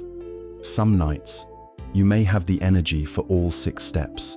Other nights, you may only have the energy for 1 or 2. That is perfectly fine. The key is the intention you bring to it. The intention of kindness, of care, of honoring your own need for peace. By creating such a ritual, you are doing something profound. You are transforming your bed from a battlefield of anxiety into a sacred altar of practice. You are turning the last moments of your day from a time of struggle into a time of homecoming. You are integrating all of this ancient wisdom into the living fabric of your life, creating the causes and conditions for a night of deep, healing peace. We have traveled a long way together on this journey inward. We began in the dark, in the frantic theater of the restless mind, feeling overwhelmed by the pressures and anxieties of the modern world. We felt the profound exhaustion of being at war with our own thoughts, of struggling for a peace that seemed always out of reach. From that shore of suffering, we began to build a raft, piece by piece, out of the timeless wisdom of the Buddha. We learned to anchor ourselves in the simple, profound reality of the breath, our constant companion. We discovered the sanctuary of the present moment, the only place where life truly exists. We learned to be a compassionate witness to our own minds, seeing our thoughts and feelings not as ourselves, but as clouds passing through the vast, open sky of our awareness. We explored the gentle arts of letting go, of acceptance, and of refusing to wound ourselves with the second arrow of our own judgment. We warmed our hearts with loving kindness, and we opened our eyes to the quiet abundance that is revealed through gratitude. Finally, we uncovered the most liberating truth of all, that the peace we seek is not something we must build or acquire, but a treasure that already exists within us, our own innate nature, just waiting to be uncovered. If there is one essential message to take from our time together, it is this: sleep is not a battle to be won. It is a surrender to be embraced. The desperate striving for rest is the very tension that pushes it away. True peace, the kind that leads to deep and healing rest, is not found by conquering the mind, but by befriending it. It is not a destination you must fight to reach, but the home ground you learn to return to. This peace is not dependent on silence in the world outside, but on your ability to find the silence that lies within, beneath the noise. It is the stillness of the sky that is never disturbed by the passing of the clouds. And so, you are left now, not with a set of rules, but with a set of tools. You do not need to seek for anything outside of yourself. You have everything you need, right now. Your breath is always with you, a faithful anchor in any storm. This present moment is always available, a constant refuge. You have the capacity to be your own gentle shepherd, your own wise gardener, your own truest friend. The power to soothe your own mind, to hold your own heart with compassion, lies within you. The journey to a peaceful night and a peaceful life begins now. It begins with this next simple breath.